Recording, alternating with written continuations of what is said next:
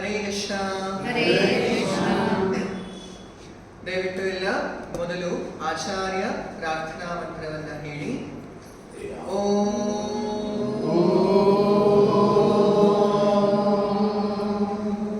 ಅಜ್ಞಾನತಿಮಿರಾಂಧಸ್ಯ ಜ್ಞಾನಾಂಜನಶಲಾಕಯಾ ಚಕ್ಷುರುನ್ಮೀಲಿತಂ ಯೇನ ತಸ್ಮೈ ಶ್ರೀ ಗುರವೇ ನಮಃ. ನಮೋ ವಿಷ್ಣುಪಾದಾಯ ಕೃಷ್ಣಪ್ರೇಷ್ಠಾಯ ಭೂತಲೇ ಶ್ರೀಮತೆ ಭಕ್ತಿವೇದಾಂತ ಸ್ವಾಮಿನ್ ಇತಿ ನಾಮಿನೇ. ನಮಸ್ತೆ ಸಾರಸ್ವತಿ ದೇವಿ ಗೌರವಾಣಿ ಪ್ರಚಾರಿಣೆ ನಿರ್ವಿಶೇಷ ಶೂನ್ಯವಾದಿ ಪಾಶ್ಚಾತ್ಯ ದೇಶತಾರಿಣೆ. ಜೈ ಶ್ರೀ ಕೃಷ್ಣ ಚೈತನ್ಯ ಪ್ರಭು ನಿತ್ಯಾನಂದ ಶ್ರೀ ಅದ್ವೈತ ಗದಾಧರ ಶ್ರೀವಾಸಾದಿ ಗೌರ ಭಕ್ತವೃಂದ ಹರೇ ಕೃಷ್ಣ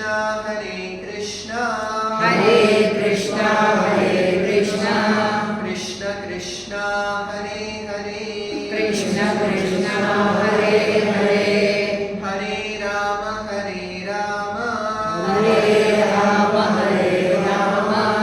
ರಾಮ ರಾಮ ಹರೇ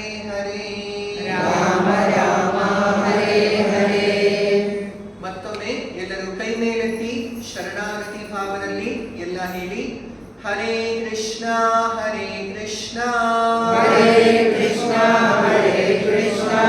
ಕೃಷ್ಣ ಕೃಷ್ಣ ಹರೇ ಹರೇ ಹರೇ ರಾಮ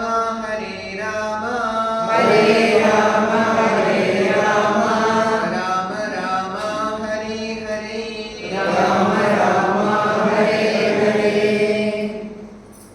ಹರೇ ಕೃಷ್ಣ.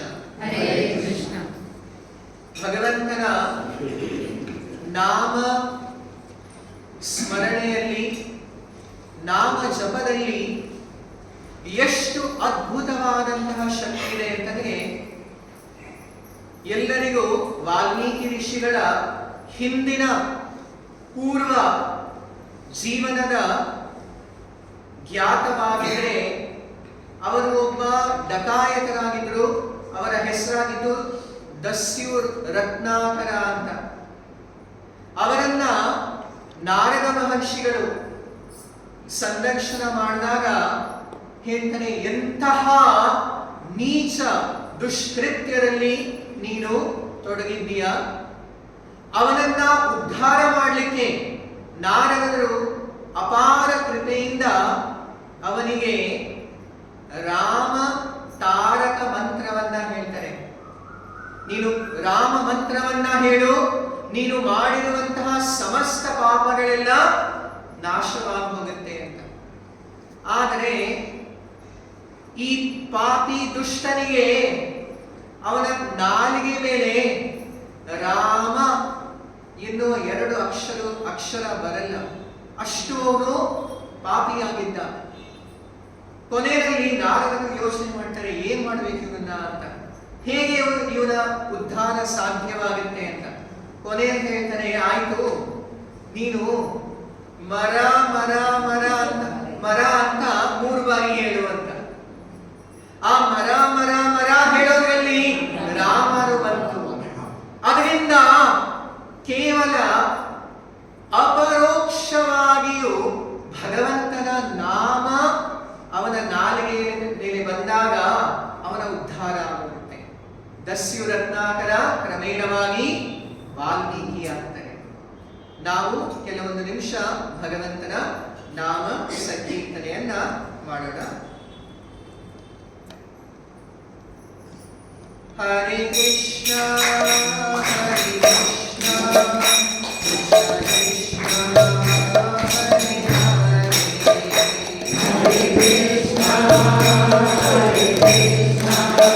ಕೃಷ್ಣ ಕೃಷ್ಣ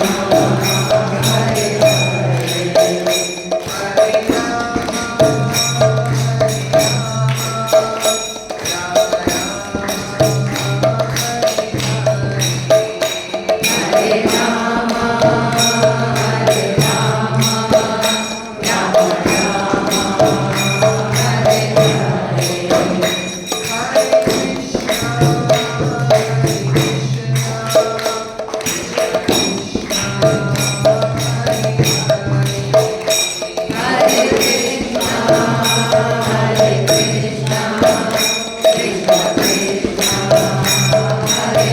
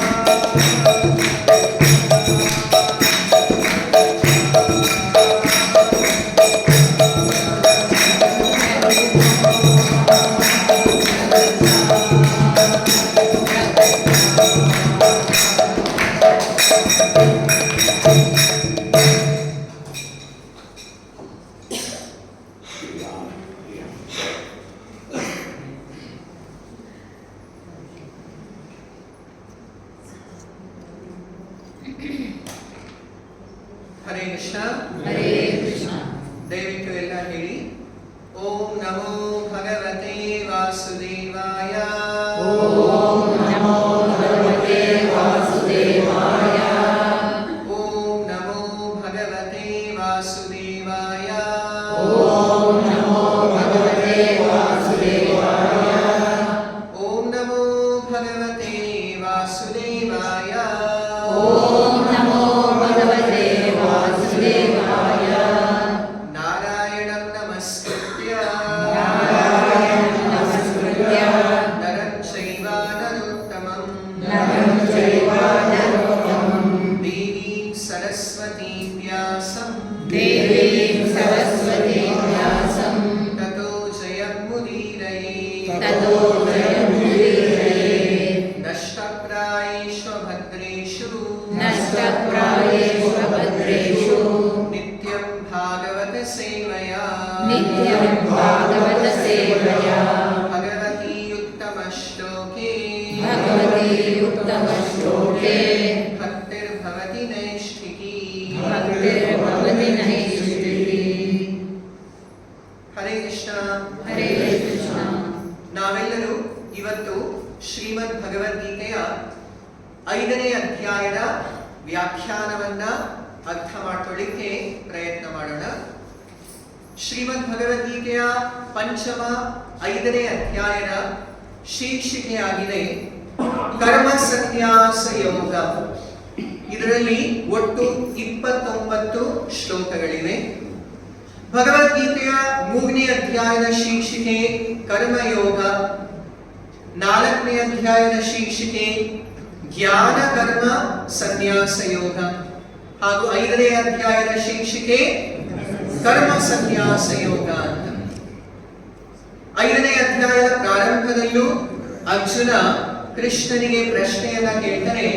ಅರ್ಜುನ ಉವಾಚ ಸನ್ಯಾಸಂ ಕರ್ಮಣಾಂ ಕೃಷ್ಣ ಪುನರ್ಯೋಗಂ ಚ ಶಂಸಸಿ ಯತ್ ಶ್ರೇಯಂ ಏತಯೋರೇಕಂ ತನ್ಮೇ ಬ್ರೂಹಿ ಸುನಿಶ್ಚಿತಂ. ಇಂತಹ ಪ್ರಶ್ನೆಯನ್ನ 3ನೇ ಅಧ್ಯಾಯದ ಪ್ರಾರಂಭದಲ್ಲೂ ಅರ್ಜುನ ಕೃಷ್ಣನಿಗೆ ಕೇಳಿದ್ದ.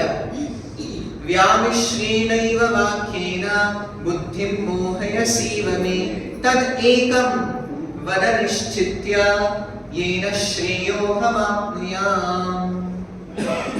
ಆಗಲೂ ಕೃಷ್ಣ ಕರ್ಮಯೋಗದ ತತ್ವವನ್ನ ಸಿದ್ಧಾಂತವನ್ನ ಬೋಧಿಸಿ 4ನೇ ಅಧ್ಯಾಯದಲ್ಲಿ ವಿಶೇಷವಾಗಿ ಕೃಷ್ಣ ದಿವ್ಯ ಜ್ಞಾನದ ಉಪದೇಶವನ್ನ ಮಾಡಿದ್ದಾನೆ. ದಿವ್ಯ ಜ್ಞಾನದಲ್ಲೂ ಕೂಡ 2ನೇ ಅಧ್ಯಾಯದಲ್ಲಿ ಆತ್ಮತತ್ವ ಜ್ಞಾನ, 4ನೇ ಅಧ್ಯಾಯದಲ್ಲಿ ಭಗವತ್ ತತ್ವ ಜ್ಞಾನವನ್ನ ಪ್ರತಿಪಾದನೆ ಸಾಕ್ಷಾತ್ ಭಗವತ್ ಶ್ರೀಮುಖದಿಂದಲೇ ಬಂದಿರುವಂತಹ ವಿಷಯ. ಇಂತಹ ಭಗವತ್ ತತ್ವ ಜ್ಞಾನದಿಂದ ವಿಶೇಷವಾಗಿ ಯಾರೇ ಇದನ್ನ ಸರಿಯಾಗಿ ಅರ್ಥ ಮಾಡಿಕೊಂಡ್ರೆ, ವಿಶೇಷವಾಗಿ ಭಗವತ್ ಜನ್ಮ ವಿಷಯ, ಭಗವತ್ ಕರ್ಮ ವಿಷಯ. ಕೃಷ್ಣ ಹೇಳಿದ್ದಾನೆ, ನನ್ನ ಜನ್ಮವನ್ನ ಅರ್ಥ ಮಾಡಿಕೊಂಡ್ರೆ ಅವರಿಗೆ ಪುನರ್ಜನ್ಮವಿಲ್ಲ, ನನ್ನ ಕರ್ಮ ದಿವ್ಯ ಅಂತ ಅರ್ಥ ಮಾಡಿಕೊಂಡ್ರೆ ಅವರಿಗೆ ಕರ್ಮ ಬಂಧನವಿಲ್ಲ.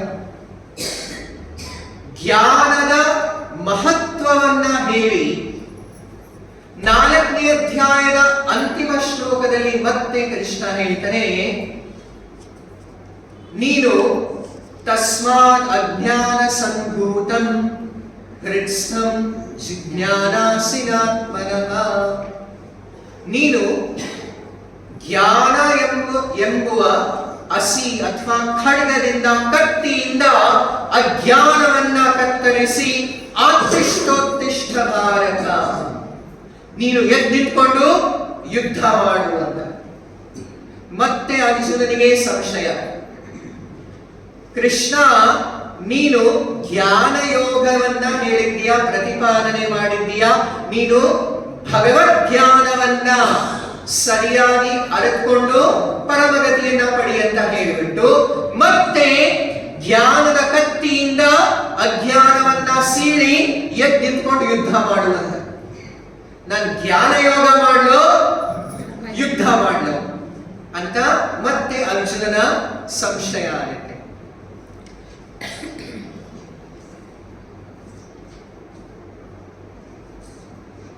ಹಾಗಾಗಿ ಈ ಎರಡು ವಿಷಯಗಳ ಬಗ್ಗೆ ಮತ್ತೆ ಅರ್ಜುನ ಸ್ಪಷ್ಟೀಕರಣವನ್ನ ಕೇಳ್ತಾ ಇದ್ದಾನೆ.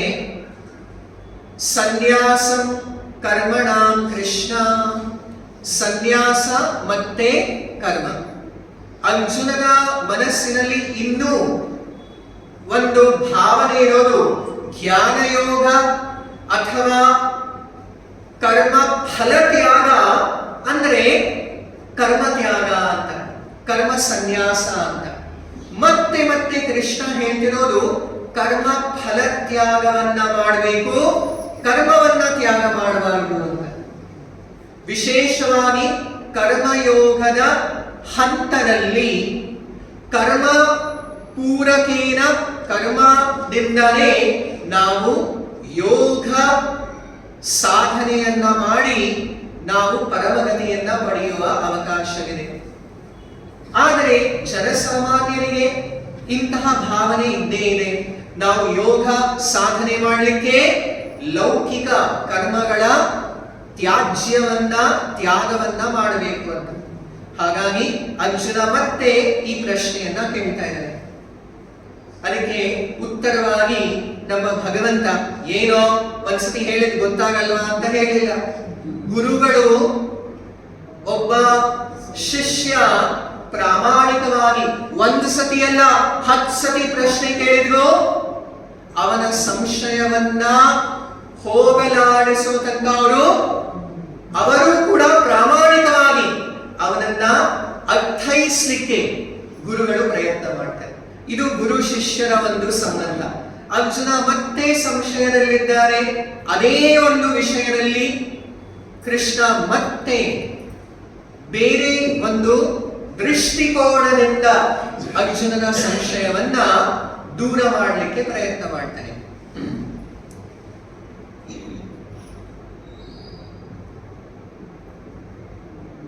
ಕೃಷ್ಣ ಹೇಳ್ತಾನೆ, ವಾಸ್ತವವಾಗಿ ಶ್ರೀ ಭಗವಾನ್ ವಾಚ ಸನ್ಯಾಸಂ ಕರ್ಮಣ, ಸನ್ಯಾಸ ಮತ್ತೆ ಕರ್ಮ ಎರಡೂ ಕೂಡ ನಿಶ್ರೇಯಸಕರ ಉಭೌ, ಎರಡೂ ಕೂಡ ಕರ್ಮದಿಂದಲೂ ಹಾಗೂ ಸನ್ಯಾಸದಿಂದಲೂ ನಾವು ಯೋಗ ಮಾರ್ಗದಲ್ಲಿ ಪ್ರಗತಿಯನ್ನ ಮಾಡಬಹುದು. ಆದರೆ ತಯೋಸ್ತು, ಇವೆರಡರಲ್ಲಿ ಶ್ರೇಷ್ಠಕರವಾದದ್ದು ತಯೋಸ್ತು ಕರ್ಮ ಸನ್ಯಾಸಾತ್ ಕರ್ಮಯೋಗೋ ವಿಶಿಷ್ಯತೆ. ಕರ್ಮ ಸನ್ಯಾಸಕ್ಕಿಂತ ಕರ್ಮಯೋಗ ವಿಶೇಷವಾದದ್ದು. ಹಾಗೂ ಈ ಸಂಸಾರದಲ್ಲಿ ಇರುವಂತಹ ಪ್ರತಿಯೊಬ್ಬ ಮಾನವನು ಅನುಸರಿಸಲಿಕ್ಕೆ ಸಾಧ್ಯವಾದಂತಹ ಮಾರ್ಗವಾಗಿದೆ ಕರ್ಮಯೋಗ. ಕರ್ಮ ಸನ್ಯಾಸನವನ್ನ ಏನೋ 1% 5% ಜನ ಮಾಡಲಿಕ್ಕೆ ಸಾಧ್ಯವಾಗಬಹುದು, ಬಾಕಿಯವರಿಗೆ ಅಸಾಧ್ಯವೇ.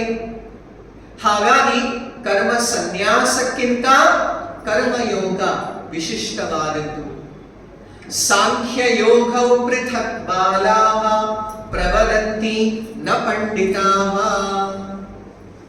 ಜ್ಞಾನ ಅಥವಾ ಸಾಂಖ್ಯ ಮತ್ತೆ ಕರ್ಮಯೋಗ ಎರಡು ಪೃಥಕ್ ಭಿನ್ನವಾಗಿದೆ ಅಂತ ಅವಿವೇಕಿಗಳು, ಬಾಲಾಹ, ಯಾರಿಗೆ ಯೋಗ ತಿಳುವಳಿಕೆ ಇಲ್ಲವೋ ಅವರು ಇಂಥ ಮಾತನ್ನ ಹೇಳ್ಬೋದು. ವಾಸ್ತವಿಕವಾಗಿ ಸಾಂಖ್ಯ ಅಥವಾ ಜ್ಞಾನ ಮತ್ತೆ ಕರ್ಮಯೋಗ ಒಂದೇ ಲಕ್ಷ್ಯವನ್ನ ಹಿಡ್ಕೊಂಡಿದೆ. ಅದ್ಯಾವುದು? ಸಮಸ್ತ ಒಂದು ಸೃಷ್ಟಿಯ ಮೂಲ ಆಧಾರವಾದಂತಹ ಬ್ರಹ್ಮವನ್ನೇ ಉದ್ದೇಶಿಸಿ ಕರ್ಮ ಸನ್ಯಾಸವು ಅಥವಾ ಸಾಂಖ್ಯ ಜ್ಞಾನಯೋಗವು ಹಾಗೂ ಕರ್ಮಯೋಗವು ಒಂದೇ ಗುರಿಯನ್ನ, ಲಕ್ಷ್ಯವನ್ನ ಪ್ರತಿಪಾದಿಸಿದೆ. ಇದನ್ನ ಆಚಾರ್ಯರು ತುಂಬಾ ಸುಲಭವಾದ ಉದಾಹರಣೆಯಿಂದ ಅರ್ಥೈಸಿದ್ದಾರೆ. ಈ ಒಂದು ತತ್ವವನ್ನ ಜ್ಞಾನಯೋಗ ಅಥವಾ ಸಾಂಖ್ಯ ಯೋಗದಲ್ಲಿ, ವಿಶೇಷವಾಗಿ ಸಾಂಖ್ಯ ಯೋಗವನ್ನ ಶ್ರೀಮದ್ ಭಾಗವತ ಗ್ರಂಥದ ತೃತೀಯ ಸ್ಕಂಧದಲ್ಲಿ ದೇವಹೂತಿ ಪುತ್ರನಾದ ಕಪಿಲಾಚಾರ್ಯರು, ದೇವಹೂತಿ ತನ್ನ ತಾಯಿಗೆ ಸುಮಾರು 18 ಅಧ್ಯಾಯಗಳಲ್ಲಿ ಬೋಧನೆಯನ್ನ, ಉಪದೇಶವನ್ನ ಮಾಡಿದ್ದಾರೆ. ಸಾಂಖ್ಯ ಯೋಗ ದರ್ಶನವನ್ನ. ಸಾಂಖ್ಯ ಅಂದರೆ ಸಂಸ್ಕೃತದಲ್ಲಿ ಎಣಿಸೋದು. ಸಮಸ್ತ ಜಗತ್ತನ್ನ 24 ಮೂಲ ತತ್ವಗಳಲ್ಲಿ ಪರಿಗಣಿಸಿದೆ ಸಾಂಖ್ಯ ಯೋಗ ದರ್ಶನ. ಈ ಜಗತ್ತಿನಲ್ಲಿ ಒಟ್ಟು 24 ತತ್ವಗಳಿವೆ. 5 ಪಂಚಮಹಾಭೂತಗಳು, 3 ಸೂಕ್ಷ್ಮ ತತ್ವಗಳು, 8 ಆಯ್ತು. ಪಂಚ ಕರ್ಮೇಂದ್ರಿಯಗಳು, ಪಂಚ ಜ್ಞಾನೇಂದ್ರಿಯಗಳು, 18. 5 ತನ್ಮಾತ್ರಗಳು, 18 ಮತ್ತೆ 5 23. ಕೊನೆಯದಾಗಿ 24ನೇ ತತ್ವ ಮಹತ್ ತತ್ವ. ಜಗತ್ತನ್ನ ಹೇಗೆ ವಿಜ್ಞಾನದಲ್ಲಿ ವಿಶ್ಲೇಷಣೆ ಮಾಡ್ತಾರೋ, ಫಿಸಿಕ್ಸ್ ಅಲ್ಲಿ ಅಥವಾ ಕೆಮಿಸ್ಟ್ರಿನಲ್ಲಿ ಕೆಮಿಕಲ್ ಕಾಂಪೋಸಿಷನ್, ಒಟ್ಟು ಜಗತ್ತಿನಲ್ಲಿ ಒಂದು ಎಲಿಮೆಂಟ್ ಚಾರ್ಟ್ ಮಾಡ್ತಾನೆ, ಇರೋದೇ 108 ಧಾತುಗಳಿವೆ ಅಂತ.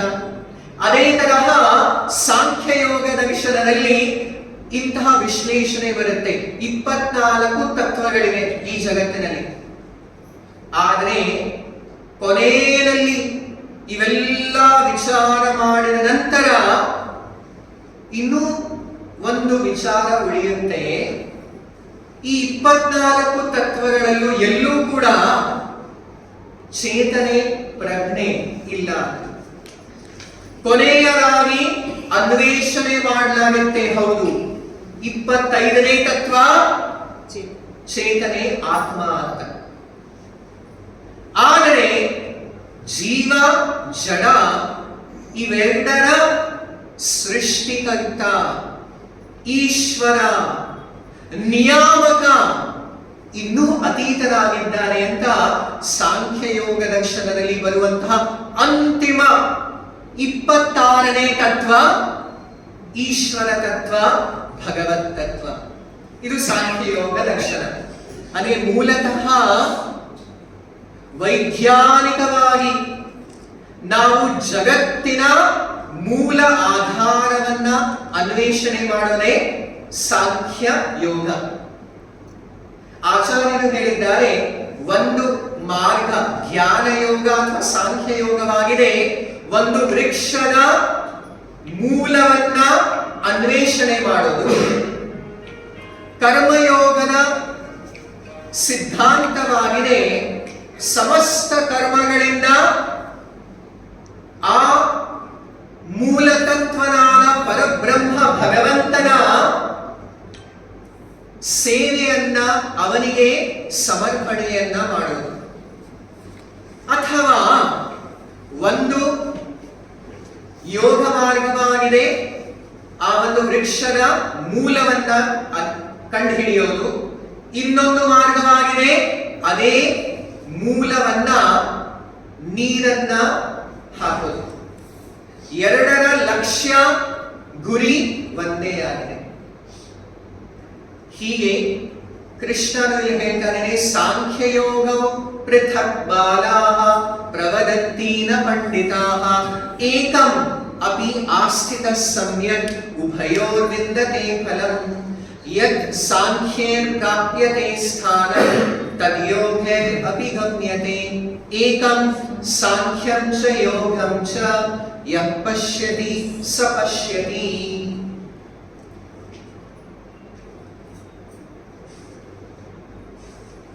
ಯಾರು ಸಾಂಖ್ಯ ಅಥವಾ ಜ್ಞಾನ ಮತ್ತೆ ಕರ್ಮಯೋಗದ ಗುರಿ ಒಂದೇ ಅಂತ ಸರಿಯಾಗಿ ಅರ್ಥ ಮಾಡ್ಕೊಳ್ತಾರೋ ಅವರೇ ಯಹ ಪಶ್ಯತಿ ಸ ಪಶ್ಯತಿ, ಅವರು ವಾಸ್ತವಿಕವಾಗಿ ಈ ಎರಡು ಮಾರ್ಗಗಳನ್ನ ಸರಿಯಾಗಿ ತಿಳ್ಕೊಂಡಿದ್ದಾರೆ ಅಂತ ಕೃಷ್ಣ ಹೇಳಿ, ನಂತರ ಕೃಷ್ಣ ನಾವು ಇಂತಹ ಒಂದು ಭೌತಿಕ ಮಹತ್ತತ್ವದಲ್ಲಿ 24 ತತ್ವಗಳ ಈ ಜಗತ್ತಿನಲ್ಲಿ ನಾವು ಪಡೆದಿರುವಂತಹ ಪಂಚಭೂತಗಳಿಂದ ನಿರ್ಮಿತವಾದಂತಹ ಕರ್ಮಾನುಸಾರ ಪ್ರಾಪ್ತವಾಗಿರುವಂತಹ ಈ ಶರೀರದಲ್ಲಿ 3 ಗುಣಗಳ ಅಧೀನದಲ್ಲಿ ಕಾಲ ಕರ್ಮ ಗುಣಾಧೀನೋ ದೇಹೋಯಂ ಪಾಂಚಭೌತಿಕ, ನಮ್ಮ ಶರೀರ ಇರೋದು ಕಾಲ ಕರ್ಮ ಗುಣ ಅಧೀನದಲ್ಲಿದೆ. ಇಂತಹ ಶರೀರದಲ್ಲಿ ವಾಸವಾಗಿರುವಾಗ ನಾವು ಎಂತಹ ಕಾರ್ಯದಿಂದ ಶ್ರೇಷ್ಠವಾದ ಯೋಗ ಮಾರ್ಗದಲ್ಲಿ ಸ್ಥಿತವಾಗಿರಬಹುದು ಅಂತ ಕೃಷ್ಣ ಹೇಳ್ತಾರೆ. ಕರ್ಮದಿಂದಾನೋ ಅಥವಾ ಸನ್ಯಾಸದಿಂದಾನೋ ಅಂತ. ವಾಸ್ತವವಾಗಿ ಇಲ್ಲಿ ಬರುವಂತಹ ಎರಡು ಈ ತತ್ವಗಳು, ಒಂದು ಕರ್ಮ, ಇನ್ನೊಂದು ಸನ್ಯಾಸ. ಕರ್ಮ ಅಂತಂದ್ರೆ ಇದಕ್ಕೆ ಇನ್ನೊಂದು ಒಂದು ಹೆಸರನ್ನ ಹೇಳ್ಬೋದು, ಭೋಗ ಅಂತ. ಭೋಗ ಅಂತಂದ್ರೆ ನಾವೆಲ್ಲರೂ ಈ ಸಂಸಾರದಲ್ಲಿ ಇಂದ್ರಿಯ ವಿಷಯ ಭೋಗಕ್ಕೆ ನಾವೆಲ್ಲರೂ ಆಸಕ್ತರಾಗಿದ್ದೇವೆ. ನಾವು ಮಾಡುವಂತಹ ಪ್ರತಿಯೊಂದು ಕರ್ಮವು ಸ್ವಾರ್ಥ ಕರ್ಮವಾಗಿದೆ. ಕೆಲವೊಮ್ಮೆ ಇಂತಹ ಸ್ವಾರ್ಥ ಕರ್ಮದಿಂದ ಜಿಗುಪ್ಸೆ ಪಟ್ಟು ನಾವು ಕರ್ಮದಿಂದ ಸನ್ಯಾಸಕ್ಕೆ ಹೋಗ್ಬೋದು. ನಾನು ಎಲ್ಲಾ ಲೌಕಿಕ ಕರ್ಮಗಳನ್ನ ಪರಿತ್ಯಾಗ ಮಾಡಿ ಸನ್ಯಾಸವನ್ನ ಸ್ವೀಕರಿಸ್ತೇನೆ ಅಂತ. ಹಾಗೆ ವಾಸ್ತವವಾಗಿ ಒಂದು ಭೋಗ, ಇನ್ನೊಂದು ತ್ಯಾಗ, ಎರಡೂ ಕೂಡ ಅಪೂರ್ಣವಾದದ್ದು. ಭೋಗ ಅಂತಂದ್ರೆ ವಾಸ್ತವಿಕವಾಗಿ ಹೇಳಬೇಕು ಅಂತಂದ್ರೆ ಕಳ್ಳತನ. ಭೋಗವನ್ನ ಮಾಡಿದ್ರೆ ನಾವು ಕಳ್ಳರಾಗ್ತೇವೆ. ಭಗವದ್ಗೀತೆಯ 3ನೇ ಅಧ್ಯಾಯದ 13ನೇ ಶ್ಲೋಕದಲ್ಲೂ ಕೃಷ್ಣ ಹೇಳಿದ್ದಾನೆ, ಯಜ್ಞಶಿಷ್ಟ ಯಾರು ಸೇವನೆ ಮಾಡ್ತಾರೋ ಅವರು ಪಾಪಗಳಿಂದ ಮುಕ್ತರಾಗ್ತಾರೆ. ಭುಂಜತೇತು ಅಘಂ ಪಾಪಾಹ ಯೇ ಪಚಂತಿ ಆತ್ಮಕಾರಣಾತ್, ಯಾರು ಕೇವಲ ಸ್ವಾರ್ಥಿಗಳಾಗಿರ್ತಾರೋ, ಯಾರು ಯಜ್ಞ ಆಚರಣೆ ಮಾಡಲ್ವವರು ನಿಶ್ಚಿತವಾಗೂ ಸ್ಥೇನ ಏವ ಸಹ ಅಂತ ಕೃಷ್ಣ ಹೇಳಿದ್ದಾರೆ. ಸ್ಥೇನ ಅಂತಂದ್ರೆ ಅವರು ಕಳ್ಳರು ಅಂತ.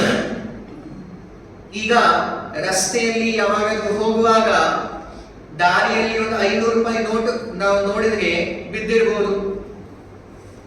ಅಂತಹ ಧನವನ್ನ ನೋಡಿ ಸ್ವಲ್ಪ ಆ ಕಡೆ ಈ ಕಡೆ ನೋಡ್ಬಿಟ್ಟು ಯಾರು ನೋಡ್ತಾ ಇಲ್ಲ ಅಂದ್ರೆ ಅದನ್ನ ಎತ್ಕೊಂಡು ನಮ್ಮ ಜೇಬಲ್ಲಿ ಹಾಕೊಂಡ್ರೆ ನಾವೇನಾಗ್ತೀವಿ? ಕಳ್ಳರಾಗ್ತೀವಿ. ಅದೇ ತರಹ ನಾವೇನ್ ಅನ್ಕೊಂಡಿದೀವಿ, ಈ ಜಗತ್ತು ಇಲ್ಲಿರೋದು ಎಲ್ಲವೂ ಕೂಡ ನಮ್ಮ ಭೋಗಕ್ಕೋಸ್ಕರನೇ ಇದೆ ಅಂತ.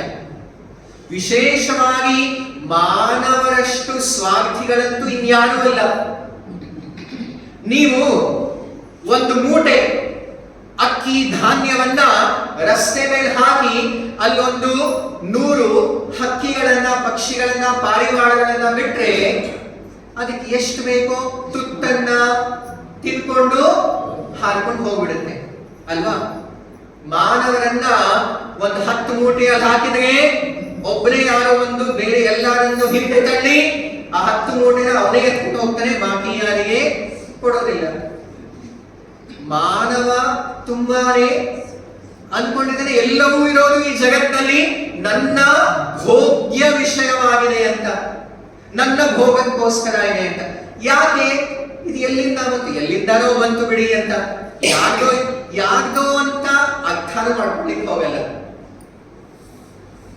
ನೇರವಾಗಿ ಎತ್ಕೊಂಡು ಜೇಬಲ್ಲಿ ಹಾಕೊಳ್ತೇವೆ. ಎಲ್ಲವೂ ಸ್ವಾಹ ನಂದು ನನಗೋಸ್ಕರ ಅಂತ ನಾವು ಭಾವನೆಯಲ್ಲಿ ಇಂದ್ರಿಯ ವಿಷಯ ಭೋಗದಲ್ಲಿ ನಿರತರಾಗಿದ್ದೇವೆ, ಕರ್ಮದಲ್ಲಿ ನಿರತರಾಗಿದ್ದೇವೆ, ಭೋಗದಲ್ಲಿ. ಹಾಗೆ ಭೋಗ ವಾಸ್ತವವಾಗಿ ಸ್ಥೇನ ಏವ ಸಹ, ಅದು ಕಳ್ಳತನ. ಅದೇ ಯಾರೋ ಹೇಳ್ಬೋದು ನಾನು ಸಕಲವನ್ನು ತ್ಯಾಗ ಮಾಡ್ತೇನೆ ಅಂತ. ಇದು ವಾಸ್ತವವಾಗಿ ಮೂಢತನ ಅಂತ ಹೇಳಲಾಗಿದೆ. ಈಗ ನೀವು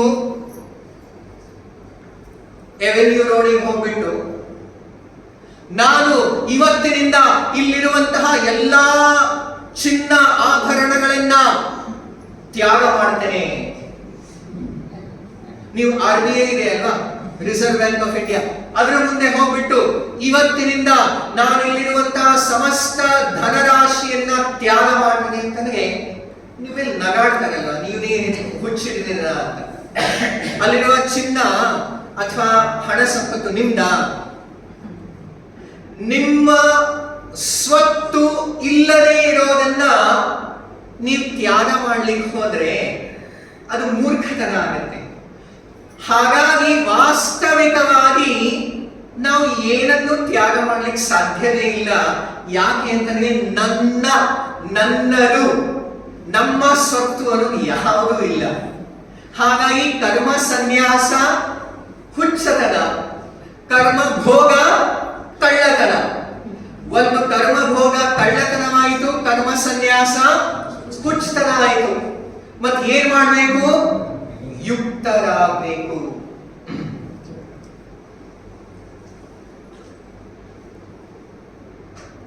ಯುಕ್ತ ಅಂತಂದ್ರೆ ವಿಚಾರ ಮಾಡಬೇಕು. ಈ ಹಣ ನಂದಲ್ಲ, ಈ ಸ್ವತ್ತು ನಂದಲ್ಲ, ಯಾರ್ದೋ ಇರ್ಬೇಕಲ್ಲ, ಅವರನ್ನ ಕಂಡು ಹಿಡಿದು ಅವರಿಗೆ ಅರ್ಪಿಸೋದೇ ಯುಕ್ತ. ಆ ಕೆಲಸವನ್ನ ಸುಲಭ ಮಾಡಲಿಕ್ಕೆ ಸಮಸ್ತ ಜಗದೀಶ್ವರನಾದ ಭಗವಂತನೇ ಬಂದು ಹೇಳ್ತಾ ಇದ್ದಾರೆ. ನಾನೇ ಈ ಅಧ್ಯಾಯದ ಅಂತಿಮ ಶ್ಲೋಕದಲ್ಲೂ ಕೃಷ್ಣ ಹೇಳಿದ್ದಾನೆ, ಭೋಕ್ತಾರಂ ಯಜ್ಞ ತಪಸಾಂ ಸರ್ವಲೋಕ ಮಹೇಶ್ವರಂ ಸುಹೃದಂ ಸರ್ವಭೂತಾನಾಂ ಜ್ಞಾತ್ವಾ ಮಾಂ ಶಾಂತಿಮೃಚ್ಛತಿ ಅಂತ ತನ್ನನ್ನೇ ಪರಿಚಯ ಕೊಡ್ತಾ ಇದ್ದಾನೆ. ನಾನೇ ಸಮಸ್ತ ಜಗತ್ತಿನ ಸ್ವಾಮಿ, ಈಶ್ವರ, ಒಡೆಯ ನಾನು ಅಂತ. ನಮ್ಮ ಕಾರ್ಯ ಇನ್ನೂ ಸುಲಭವಾಯಿತು. ಯಾರಿಗೆ ಸಮರ್ಪಣೆ ಮಾಡಬೇಕು? ಕೃಷ್ಣನೇ ಹೇಳ್ತಾ ಇದ್ದಾರೆ. ಮತ್ತೆ ಮತ್ತೆ ಭಗವದ್ಗೀತೆಯಲ್ಲಿ ವಿಶೇಷವಾಗಿ 9ನೇ ಅಧ್ಯಾಯದ 27ನೇ ಶ್ಲೋಕದಲ್ಲಿ ಕೃಷ್ಣ ಹೇಳ್ತಾನೆ, ಯತ್ಕರೋಷಿ ಯದಶ್ನಾಸಿ ಯಜ್ಜುಹೋಷಿ ದದಾಸಿ ಯತ್ತಪಸ್ಯಸಿ ಕೌಂತೆಯ ತತ್ಕುರುಷ್ವ ಮದರ್ಪಣಂ. ನನಗೆ ಅರ್ಪಣೆ ಮಾಡುವಂತ ಇದು ಯೋಗಯುಕ್ತ. ಕೇವಲ ಯೋಗಯುಕ್ತೋ ವಿಶುದ್ಧಾತ್ಮ, ಅವನು ಮಾತ್ರ ವಿಶುದ್ಧಾತ್ಮ, ಸರಿಯಾದ ಸತ್ಯ ನೆಲೆಯಲ್ಲಿ ಸ್ಥಿತನಾಗಿದ್ದಾನೆ.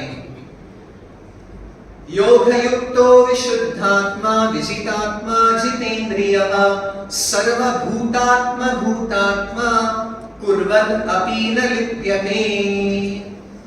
ಇಂತಹ ಯೋಗಯುಕ್ತನಾದವನು ಮಾತ್ರ ಕಾರ್ಯ ಮಾಡ್ತಾ ಇದ್ರು ಅವನಿಗೆ ಸ್ಪಷ್ಟವಾಗಿ ಗೊತ್ತು, ಇದರ ಭೋಗಿ ನಾನಲ್ಲ, ಇದರ ಭೋಕ್ತ ಭಗವಂತ ಅಂತ. ಅವನು ಭೋಗವೂ ಮಾಡಲ್ಲ, ತ್ಯಾಗವೂ ಮಾಡಲ್ಲ, ಕರ್ಮವನ್ನ ಭಗವಂತನಿಗೆ ಅರ್ಪಣೆ ಮಾಡಿ ಅವನು ಕರ್ಮಬಂಧನದಿಂದ ಮುಕ್ತನಾಗ್ತಾನೆ. ಅವನೇ ಜಾಣ. ಅವನು ಈ ಜಗತ್ತಿನಲ್ಲಿ ಏನೇ ಮಾಡಿದ್ರು, ಪಶ್ಯನ್ ಶೃಣ್ವನ್ ಸ್ಪೃಶನ್ ಜಿಗ್ರನ್ ಅಶ್ನನ್ ಗಚ್ಚನ್ ಸ್ವಪನ್ ಶ್ವಸನ್, ಅವನು ಏನೇ ಮಾಡಿದ್ರು ಇಂದ್ರಿಯಾಣೀಂದ್ರಿಯಾರ್ಥೇಷು ವರ್ತಂತ ಇತಿ ಧಾರಯನ್. ಅವನು ನೋಡ್ತಾನೆ ಇಂದ್ರಿಯ ಮತ್ತೆ ಇಂದ್ರಿಯ ವಿಷಯಗಳು ತಮ್ಮ ಕೆಲಸವನ್ನ ಮಾಡ್ತಾ ಇದೆ, ಮಾಡಿಕೊಳ್ಳಿ ಅಂತ.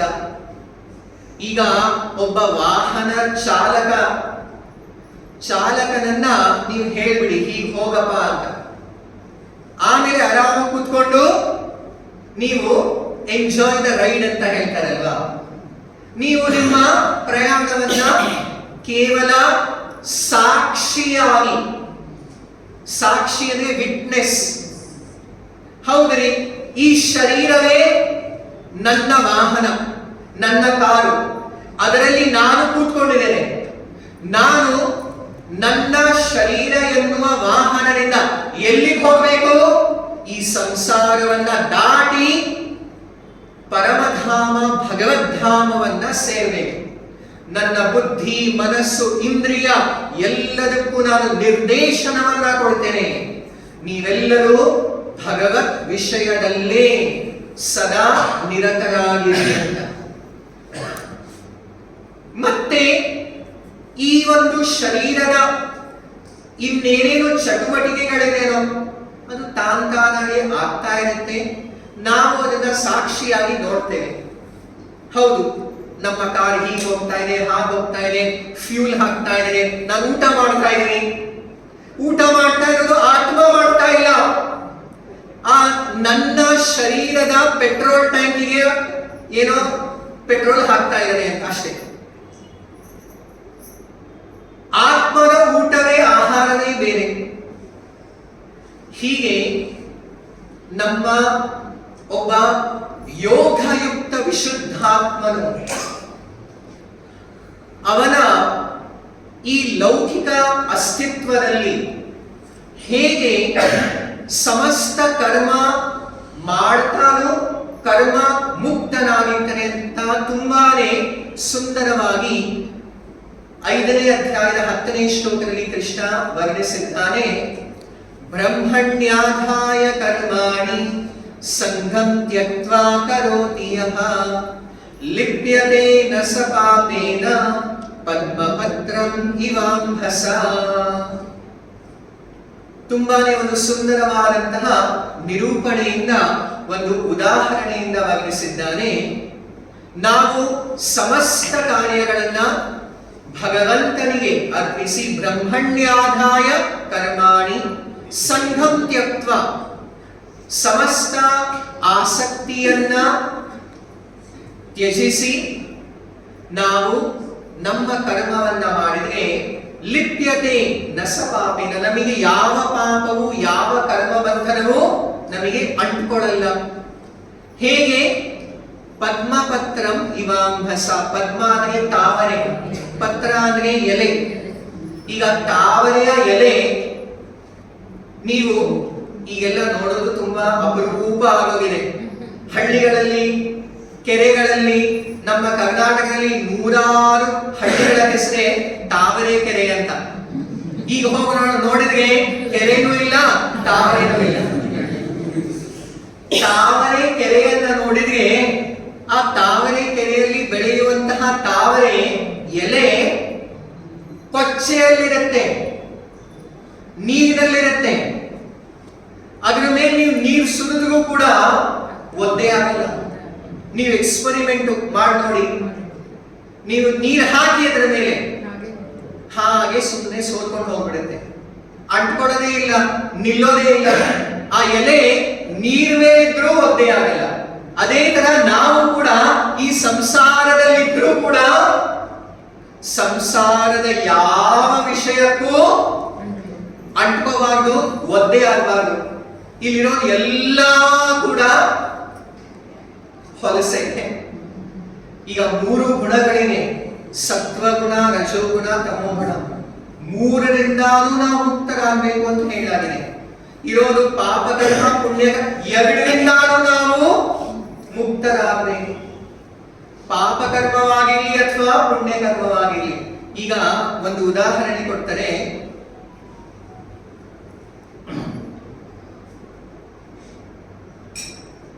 ನಮ್ಮ ತ್ಯಾಜ್ಯ ಅಥವಾ ನಾವು ಏನ್ ಟಾಯ್ಲೆಟ್ಗೆ ಹೋಗ್ತೇವೋ ಅದು ಒಣಗಾಗಿರ್ಲಿ ಅಥವಾ ಒದ್ದೆ ಆಗಿರ್ಲಿ, ಎರಡೂ ಕೂಡ ಇದು ಅದರ ಬಗ್ಗೆ ಚರ್ಚೆ ಮಾಡ್ಬೋದಾ, ಯಾವ್ದು ಚೆನ್ನಾಗಿದೆ ಯಾವ್ದು ಕೆಟ್ಟದ ರೀ, ಅದು ಹೊಲಸು.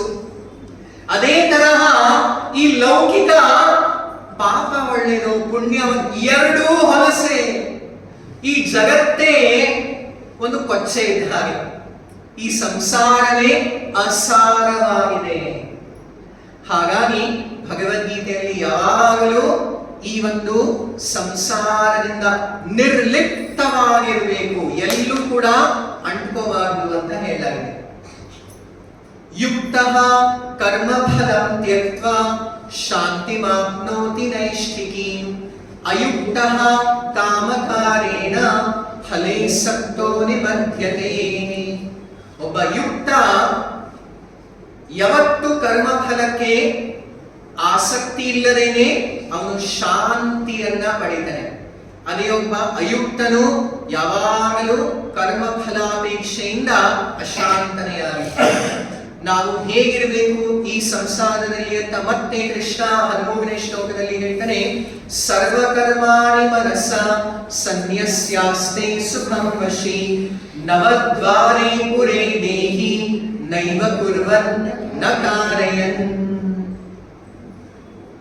ಇಲ್ಲಿ ತುಂಬಾನೇ ವಿಶೇಷವಾದ ಒಂದು ಪದವನ್ನ ಕೃಷ್ಣ ಉಪಯೋಗಿಸಿದ್ದಾನೆ, ನವದ್ವಾರೇ ಪುರೇ ದೇಹಿ. ನವದ್ವಾರಪುರ ಅಂತ ಏನಪ್ಪ ಇದು ನವದ್ವಾರಪುರ ಅಂತ? ಇದರ ತುಂಬಾನೇ ವಿಸ್ತೃತವಾದಂತಹ ವರ್ಣನೆಯನ್ನ ಶ್ರೀಮದ್ ಭಾಗವತ ಗ್ರಂಥದ 4ನೇ ಸ್ಕಂಧದ 25ನೇ ಅಧ್ಯಾಯದಿಂದ 29ನೇ ಅಧ್ಯಾಯ ತನಕ ತುಂಬಾನೇ ಅದ್ಭುತವಾದಂತಹ ಒಂದು ಕಥೆ ಬರುತ್ತೆ. ಆ ಕಥೆಯನ್ನ ನಾರದ ಮಹರ್ಷಿಗಳು ಒಬ್ಬ ರಾಜನಿಗೆ ಹೇಳಿದ್ದಾರೆ. ಆ ರಾಜನ ಹೆಸರು ಪ್ರಾಚೀನ ಬರ್ಹಿ ಅಂತ. ಈ ಪ್ರಾಚೀನ ಬರ್ಹಿ ರಾಜನಿಗೆ ನಾರದ ಋಷಿಗಳು ಹೇಳ್ತಾರೆ,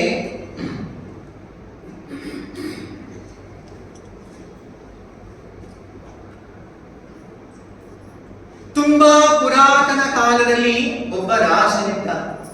ಆ ರಾಜನ ಹೆಸರು ಪುರಂಜನ ಅಂತ. ಏನ್ ಹೆಸರು? ಪುರಂಜನ ಅಂತ. ಈ ಪುರಂಜನ ರಾಜ ತುಂಬಾನೇ ಸಾಹಸಿಯಾಗಿದ್ದ. ಇವರು ಸಮಸ್ತ ಭೂಮಂಡಲ ಭ್ರಮಣ ಮಾಡಿ, ಅದು ಹೇಳ್ತಾರಲ್ಲ, ಕೆಲವೊಬ್ರು ಹೇಳ್ತಾರೆ ನಾನು ಜಗತ್ತಿನ 50 ದೇಶ ನೋಡಿದ್ದೀನಿ ಅಂತ. ಇನ್ಯಾರು ಹೇಳ್ತಾರೆ ನಾನು ಇಷ್ಟು ದೇಶಗಳನ್ನ ಭ್ರಮಣ ಮಾಡಿದ್ದೇನೆ ಅಂತ. ನಮ್ಮ ಪುರಂಜನ ರಾಜ ಭೂಮಂಡಲದ ಎಲ್ಲಾ ದೇಶಗಳನ್ನ ಭ್ರಮಣ ಮಾಡಿ ಬಂದಂತೆ. ಅವನ ಒಬ್ಬ ಆಪ್ತ ಮಿತ್ರನಿದ್ದ. ಆಪ್ತ ಮಿತ್ರನ ಹೆಸರು ಅವಿಖ್ಯಾತ ಅಂತ. ಪುರಂಜನ ಸಮಸ್ತ ಜಗತ್ತಿನ ಎಲ್ಲಾ ಸಾಮ್ರಾಜ್ಯಗಳು, ಎಲ್ಲಾ ದೇಶಗಳ ಭ್ರಮಣ ಮಾಡಿ ಕೊನೆಗೆ ಒಂದು ಅತ್ಯದ್ಭುತವಾದಂತಹ ದೇಶಕ್ಕೆ, ಸಾಮ್ರಾಜ್ಯಕ್ಕೆ ಬರ್ತಾನೆ. ಆ ಒಂದು ಪುರವನ್ನ ನೋಡಿದಾಗ, ಪುರ ಅಂದ್ರೆ ಊರು, ನಗರ. ಆ ಪುರವನ್ನ ನೋಡಿದಾಗ ಈ ರಾಜ ಪುರಂಜನ ಆಶ್ಚರ್ಯಚಕಿತನಾಗ್ತಾನೆ. ಇಂತಹ ಜಾಗವನ್ನ, ಸ್ಥಾನವನ್ನ ನಾನು ಎಲ್ಲೂ ನೋಡಲಿಲ್ಲ, ಅನುಭವಿಸಲಿಲ್ವಲ್ಲ ಅಂತ ತುಂಬಾನೇ ಕುತೂಹಲದಿಂದ, ಆಸಕ್ತಿಯಿಂದ ಆ ನಗರವನ್ನ, ಪುರವನ್ನ ಪ್ರವೇಶ ಮಾಡ್ತಾನೆ. ಆ ಪುರವನ್ನ ಪ್ರವೇಶ ಮಾಡಿದಾಗ ಗಮನಿಸ್ತಾನೆ, ಆ ಪುರದಲ್ಲಿ 9 ದ್ವಾರಗಳಿತ್ತಂತೆ. ಎಷ್ಟು? 9 ದ್ವಾರಗಳಿತ್ತು. 5 ದ್ವಾರಗಳು ಪೂರ್ವ ದಿಕ್ಕಿನಲ್ಲಿ, 2 ದ್ವಾರಗಳು ಪಶ್ಚಿಮ ದಿಕ್ಕಿನಲ್ಲಿ, 1 ದ್ವಾರ ಉತ್ತರ, 1 ದ್ವಾರ ದಕ್ಷಿಣ. ಒಟ್ಟು ಇದ್ದಿದ್ದು 9 ದ್ವಾರಗಳು. ಅತಿ ಸುಂದರವಾದಂತಹ ಅನೇಕ ವೈವಿಧ್ಯಮಯ ಇರುವಂತಹ ಈ ನಗರವನ್ನ ನೋಡ್ತಾ ಇರುವಾಗ ಅವನು ಸ್ವಲ್ಪ ಆ ನಗರದ ಒಳಗಡೆ ಹೋದಾಗ ಗಮನಿಸ್ತಾನೆ, ಒಂದು ಅತ್ಯಂತ ಸುಂದರಿಯಾದಂತಹ ಸ್ತ್ರೀ ಇರ್ತಾಳೆ. ಮಿಸ್ ಯೂನಿವರ್ಸ್ ಅಂತ ಹೇಳ್ಬೋದು. ಅವಳನ್ನ ನೋಡಿದ ತಕ್ಷಣವೇ ರಾಜ ಪುರಂಜನ ತನ್ನ ಮನಸ್ಸು ಹೃದಯವನ್ನ ಅವಳಿಗೆ ಸೋತ್ ಹೋಗಿ ಅವನು ಗಮನಿಸ್ತಾನೆ, ಆ ಕನ್ಯೆ, ಆ ಸ್ತ್ರೀ ಹಿಂದೆ ಒಂದು 5 ಹೆಡೆಯ ಸರ್ಪ ಇತ್ತು, 5 ಹೆಡೆಯ ನಾಗ ಸರ್ಪ ಇತ್ತು, ಹಾಗೂ 10 ಸೇವಕರಿರ್ತಾರೆ. ಮತ್ತೆ ಆ ಸೇವಕರ ಮುಖಂಡ 11ನೇ ಸೇವಕ ಇನ್ನೊಬ್ಬ ಇರ್ತಾರೆ. ಒಟ್ಟು 11 ಸೇವಕರಿರ್ತಾರೆ.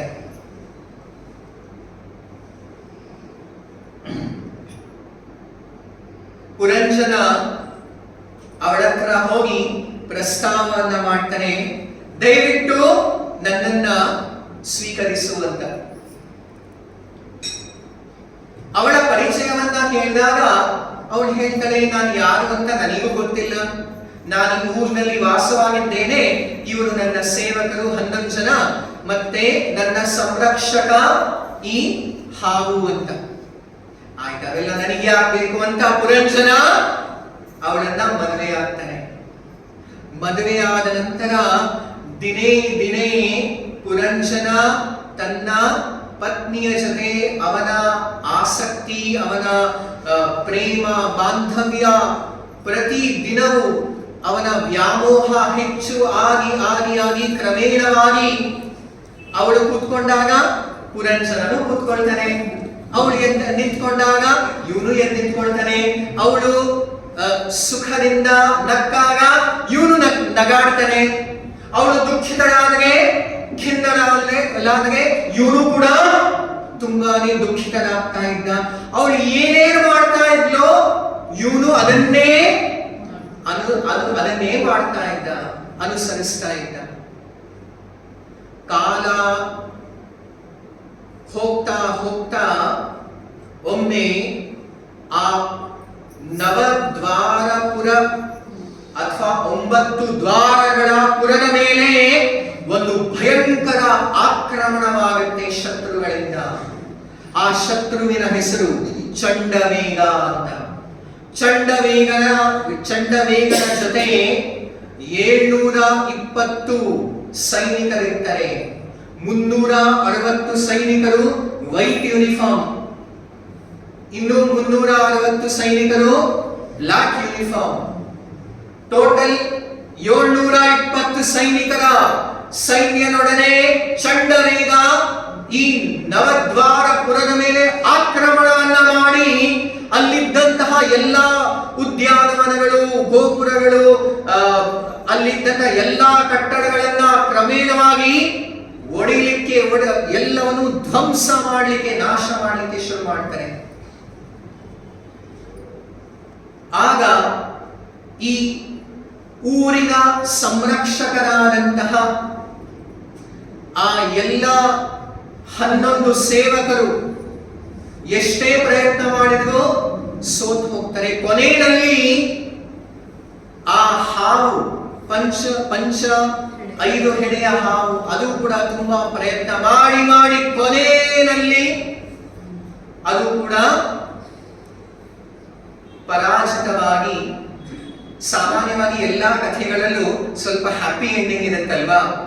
ನಮ್ಮ ಪುರಂಜನನ ಕಥೆಯಲ್ಲಿ ಕೊನೆ ಎಂಡಿಂಗ್ ಏನು ಬರುತ್ತೆ ಅಂತಂದ್ರೆ, ಅವನನ್ನ ಕೊನೆಯಲ್ಲಿ ಆ ಪುರಂಜನನನ್ನ ಹುಡುಕಿ ಅವನನ್ನ ಬಂಧಿಸಿ ಚಂಡವೇಗ ಆ ಊರಿನ ಅವನನ್ನ ಊರಿನ ಆಚೆ ಎಳ್ಕೊಂಡು ಹೋಗಿ ಇಡೀ ಊರನ್ನ ಸುಟ್ಟಾಕ್ತಾರೆ.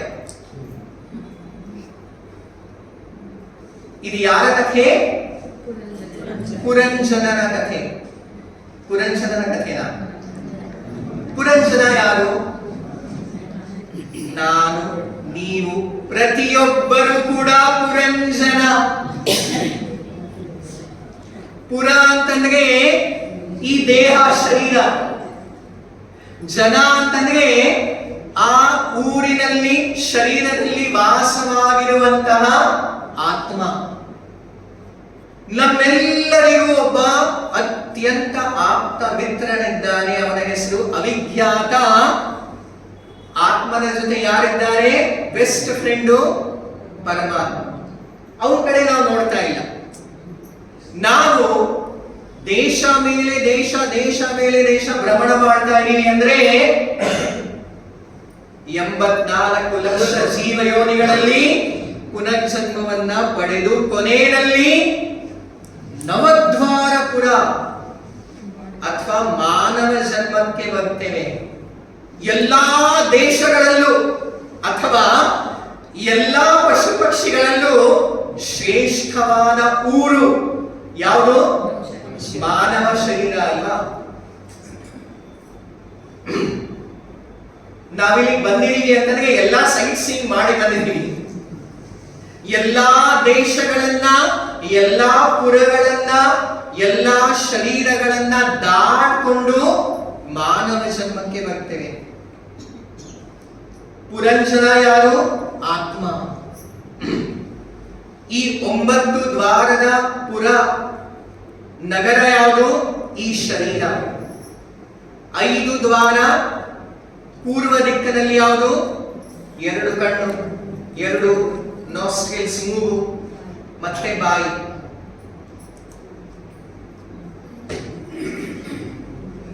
5 2 ದ್ವಾರ ಪಶ್ಚಿಮದಲ್ಲಿ ಅಂತಂದ್ರೆ ಮೂತ್ರಾಶಯ ಮತ್ತೆ ಗುದ. ಹಾಗೂ 7 ಆಯ್ತು. ಮತ್ತೆ 8, 9 2 ಕಿವಿಗಳು, ಒಂದು ಉತ್ತರ ಒಂದು ದಕ್ಷಿಣ. 9 ದ್ವಾರ ಅಂದ್ರೆ 9 ರಂಧ್ರಗಳಿವೆ ಅಲ್ವಾ ನಮ್ಮ ಶರೀರದಲ್ಲಿ. ಇದನ್ನ ಪುರಂಜನ ಆತ್ಮ ಪ್ರವೇಶ ಮಾಡಿದಾಗ ಮಾನವ ಶರೀರ ಬೆಸ್ಟ್, ತುಂಬಾ ಚೆನ್ನಾಗಿದೆ. ಒಳಗಡೆ ಸಿಗುವಂತಹ ಆ ಸುಂದರಿ ಯಾರು? ಬುದ್ಧಿ. ಮತ್ತೆ ಅವಳ ಸಂರಕ್ಷಕನಾದಂತಹ ಆ ಹಾವು ಪಂಚಪ್ರಾಣ, ಅಪಾನ ವ್ಯಾನ ಸಮಾನ, ಈ ಪಂಚಪ್ರಾಣ. ಮತ್ತೆ 10 ಬಾಡಿಗಾರ್ಡ್ಸ್, 10 ಸೇವಕರು, 5 ಕರ್ಮೇಂದ್ರಿಯಗಳು, 5 ಜ್ಞಾನೇಂದ್ರಿಯಗಳು. ಮತ್ತೆ ಅವರ ನಾಯಕ 11ನೇ ಸೇವಕ ಯಾರು? ಮನಸ್ಸು. ಕ್ರಮೇಣವಾಗಿ ನಾವು ಇದರಲ್ಲಿ ಎಷ್ಟು ಸ್ಪಷ್ಟವಾಗಿ ಬರುತ್ತೆ, ಪುರಂಜನ ಆ ಸ್ತ್ರೀಯನ್ನ ಮದುವೆ ಆದ ನಂತರ, ಸಂಸರ್ಗಕ್ಕೆ ಬಂದ ನಂತರ ಅವ್ರು ಕೂತ್ರೆ ಇವನು ಕೂತ್ಕೊಳ್ತಾನೆ, ಎದ್ರೆ ಹೇಳ್ತಾನೆ, ಸುಖವಾಗಿದ್ರೆ ಸುಖವಾಗಿರ್ತಾನೆ, ದುಃಖವಾಗಿದ್ರೆ ಇವನು ದುಃಖಿತನಾಗ್ತಾನೆ ಅಂತ. ಆದ್ರೆ ಇವನಿಗೆ ಮತ್ತೆ ಅವಳಿಗೆ ಯಾವ ಕನೆಕ್ಷನ್ ಇಲ್ಲ. ಇದು ಎಷ್ಟು ಸ್ಪಷ್ಟವಾಗಿದೆ ಅಲ್ವಾ? ಆತ್ಮಕ್ಕೆ ಮತ್ತೆ ದೈಹಿಕ ಬುದ್ಧಿ, ಮನಸ್ಸು, ಇಂದ್ರಿಯಗಳಿಗೆ ಯಾವ ಸಂಪರ್ಕ ಇಲ್ಲ. ಆದರೆ ಒಂದು ಮೋಹ ಜಾಲದಲ್ಲಿ, ಮಾಯೆಯ ಪ್ರಭಾವದಿಂದ ಮನಸ್ಸು ಹೇಗೆ, ಮನಸ್ಸು ಬುದ್ಧಿ ಇಂದ್ರಿಯಗಳು ನಮ್ಮನ್ನ ಹೇಗೆ ನಿರ್ದೇಶನ ಮಾಡುತ್ತೋ ಅದೇ ತರ ನಾವು ಕೂಡ ಆತ್ಮವು ಅದನ್ನ ಪರಿಪಾಲನೆ ಮಾಡುತ್ತೆ. ಯಾವ ಅವಶ್ಯಕತೆ ಇಲ್ಲ. ಹೀಗೆ ಕ್ರಮೇಣವಾಗಿ ಸ್ವಲ್ಪ ಸಮಯದ ನಂತರ ಚಂಡವೇಗನ ಆಕ್ರಮಣ ಆಗುತ್ತೆ. ಯಾರು? ಕಾಲ. ಕಾಲನ ಜೊತೆ 720 ಸೈನಿಕರಿದ್ದಾರೆ. 360 ವೈಟ್ ಯೂನಿಫಾರ್ಮ್ ಹೇಳಿದ್ದಲ್ಲ ಹಗಲು, 360 ಬ್ಲಾಕ್ ಯೂನಿಫಾರ್ಮ್ ರಾತ್ರಿ. ಪ್ರತಿ ದಿನೇನೂ ಕೂಡ ಆಯುಧ ಹರತಿ ಪುಂಸಾಂ ಉದ್ಯನ್ ಅಸ್ತಂ ಚ ಯನ್ನಸೌ. ಪ್ರತಿದಿನವೂ ಸೂರ್ಯ ಹುಟ್ಟಿ ಮುಳುಗ್ದಾಗ ನಮ್ಮ ಜೀವನದ ನಮ್ಮ ಆಯಸ್ಸಿನ 1 ದಿನ ಎತ್ಕೊಂಡು ಹೋಗುತ್ತೆ.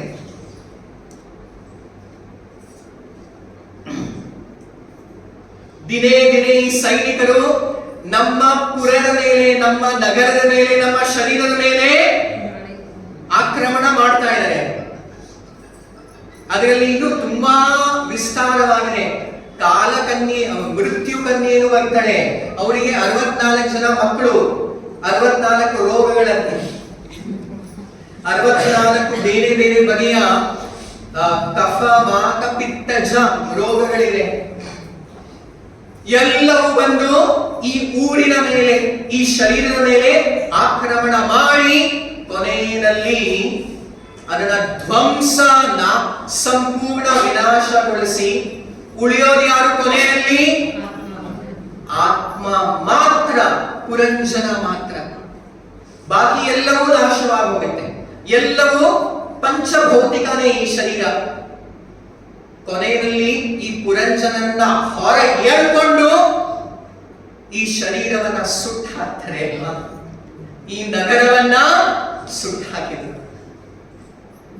ಎಷ್ಟು ಸೊಗಸಾಗಿ ನಮ್ಮ ನಾರದ ಋಷಿಗಳು ಆತ್ಮತತ್ವ ದರ್ಶನವನ್ನ ಈ ಕಥೆಯ ಮೂಲಕ ಹೇಳಿದ್ದಾರೆ. ನವದ್ವಾರೇ ಪುರೇ ದೇಹಿ ನೈವ ಕುರ್ವನ್ನ ಕಾರಯನ್. ನಾವು ಕೂಡ ಸ್ಪಷ್ಟವಾಗಿ ಈ ನವದ್ವಾರ ಪುರದಲ್ಲಿ ಸಾಕ್ಷಿಯಾಗಿರಬೇಕು. ನಮ್ಮನ್ನ ನಮ್ಮ ಹೆಂಡತಿ ಹೇಳ್ತಾಳೆ, ನಾನು ಹೇಳಿದ ಹಾಗೆ ಮಾಡಬೇಕು ಅಂತ. ನಮ್ಮ ಹೆಂಡತಿ ಹೇಳ್ತಾಳೆ, ಪತ್ನಿ ಹೇಳ್ತಾಳೆ. ನಾವು ಪತ್ನಿ ಮಾತನ್ನ ಒಂದ್ ಸ್ವಲ್ಪವೂ ಕೂಡ ಕೇಳಬಾರ್ದು. ಅಂದ್ರೆ ಏನರ್ಥ? ನಮ್ಮ ಬುದ್ಧಿ ಅಂದ್ರೆ ಅದು ಲೌಕಿಕ ವಸ್ತುವರು, ಭೌತಿಕ ಅಲ್ಲ, ಸೂಕ್ಷ್ಮಭೂತ. ಪಂಚ ಮಹಾಭೂತಗಳು ಮತ್ತೆ 3 ಸೂಕ್ಷ್ಮಭೂತಗಳು. ನಮ್ಮ ಮನಸ್ಸು, ನಮ್ಮ ಇಂದ್ರಿಯಗಳು, ನಮ್ಮ ಪತ್ನಿ ಸೇವಕರು ಎಲ್ಲರೂ ನಮ್ಮನ್ನ ಎಳಿತಾರೆ, ನಾನು ಹೇಳಿದ್ದ ಹಾಗೆ ಕೇಳಬೇಕು ಅಂತ. ಆದರೆ ಆತ್ಮ ಏನ್ ಹೇಳಬೇಕು? ನೋ. ಆಗ ಮಾತ್ರ ನೈವ ಕುರ್ವನ್ ನ ಕಾರಯನ್. ಮತ್ತೆ ಹೋಗಿ ಮನೆಯಲ್ಲಿ ಅಲ್ಲಿ ಗುರುಗಳು ಹೇಳಿದ್ರು ಪತ್ನಿ ಮಾತು ಅಂತ, ಅದು ದೊಡ್ಡ ಸಮಸ್ಯೆ ಆಗ್ಬಿಡುತ್ತೆ ಮತ್ತೆ. ಹೀಗೆ ಕೃಷ್ಣ ಹೇಳ್ತಾನೆ, ನ ಕರ್ತೃತ್ವಂ ನ ಕರ್ಮಾಣಿ. ನೋಡಿ, ವಾಸ್ತವವಾಗಿ ಆತ್ಮ ಈ ಯಾವುದೇ ಕರ್ಮಕ್ಕೆ ಒಳಗಾಗಿಲ್ಲ.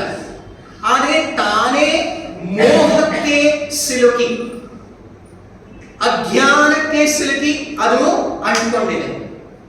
ಅದು ಕೂಡ ಕರ್ಮ ಬಂಧನದಲ್ಲಿ ಸಿಕ್ಕಾಕೊಂಡಿದೆ. ವಾಸ್ತವವಾಗಿ ಆ ಕರ್ಮ ಆತ್ಮ ಮಾಡುವ ಅವಶ್ಯಕತೆಯೂ ಇಲ್ಲ, ಮಾಡೋದು ಇಲ್ಲ ಅಂತ ಕೃಷ್ಣ ಹೇಳ್ತಾನೆ. ಹಾಗಾಗಿ ಆ ಕರ್ಮವನ್ನ ಯಾರು ಮಾಡ್ತಾನೆ? ದೇವರು ಮಾಡ್ತಾರ? ಇಲ್ಲ. ಇದನ್ನ ಸ್ಪಷ್ಟವಾಗಿ 14ನೇ ಶ್ಲೋಕದಲ್ಲಿ ಕೃಷ್ಣ ಹೇಳ್ತಾನೆ, ನ ಕರ್ತೃತ್ವಂ ನ ಕರ್ಮಾಣಿ ಲೋಕಸ್ಯ ಸೃಜತಿ ಪ್ರಭು. ಪ್ರಭು ಅಥವಾ ಭಗವಂತ ನಮ್ಮ ಕರ್ಮಗಳನ್ನ ಮಾಡಲ್ಲ, ನಾವೇ ಅಜ್ಞಾನದಲ್ಲಿ ಅದನ್ನ ಮಾಡ್ತೇವೆ ಅಂತ ಕೃಷ್ಣ ಹೇಳ್ತಾನೆ. ನಾನಂತೆ ಕಸ್ಯಚಿತ್ ಪಾಪಂ ನ ಚೈವ ಸುಕೃತಂ ವಿಭು. ವಿಭು ಅಥವಾ ಭಗವಂತ ಯಾವುದೇ ಜೀವಿಯ ಒಂದು ಪಾಪ ಅಥವಾ ಪುಣ್ಯವನ್ನ ಅದರ ಹೊಣೆಗಾರಿಕೆ ಭಗವಂತಂದಲ್ಲ, ನಮ್ಮದೇ. ಯಾಕೆ ನೆನ್ನೆದು ನಾನು ಹೇಳಿದ್ದೆ, ವಾಸ್ತವಿಕವಾಗಿ ಸಂಕಲ್ಪ ಅಥವಾ ಇಚ್ಛಾಶಕ್ತಿ, ನಾನು ಇದನ್ನ ಮಾಡಬೇಕು ಮಾಡಬಾರದು, ಅದು ಆತ್ಮದ್ದು. ಹಾಗಾಗಿ ಪ್ರೈಮರಿ ಅಥವಾ ಮೊದಲನೇ ಕರ್ತೃ ಯಾರು? ಆತ್ಮವೇ. ಎರಡನೇ ಕರ್ತೃ ಪ್ರಕೃತಿ. ಪ್ರಕೃತಿ ಅಂದರೆ ನಮಗೆ ಆ ಕಾರ್ಯವನ್ನ ಮಾಡಲಿಕ್ಕೆ ಬೇಕಾದಂತಹ ಎಲ್ಲಾ ಸಾಧನಗಳನ್ನ ಕೊಡೋದು ಪ್ರಕೃತಿ.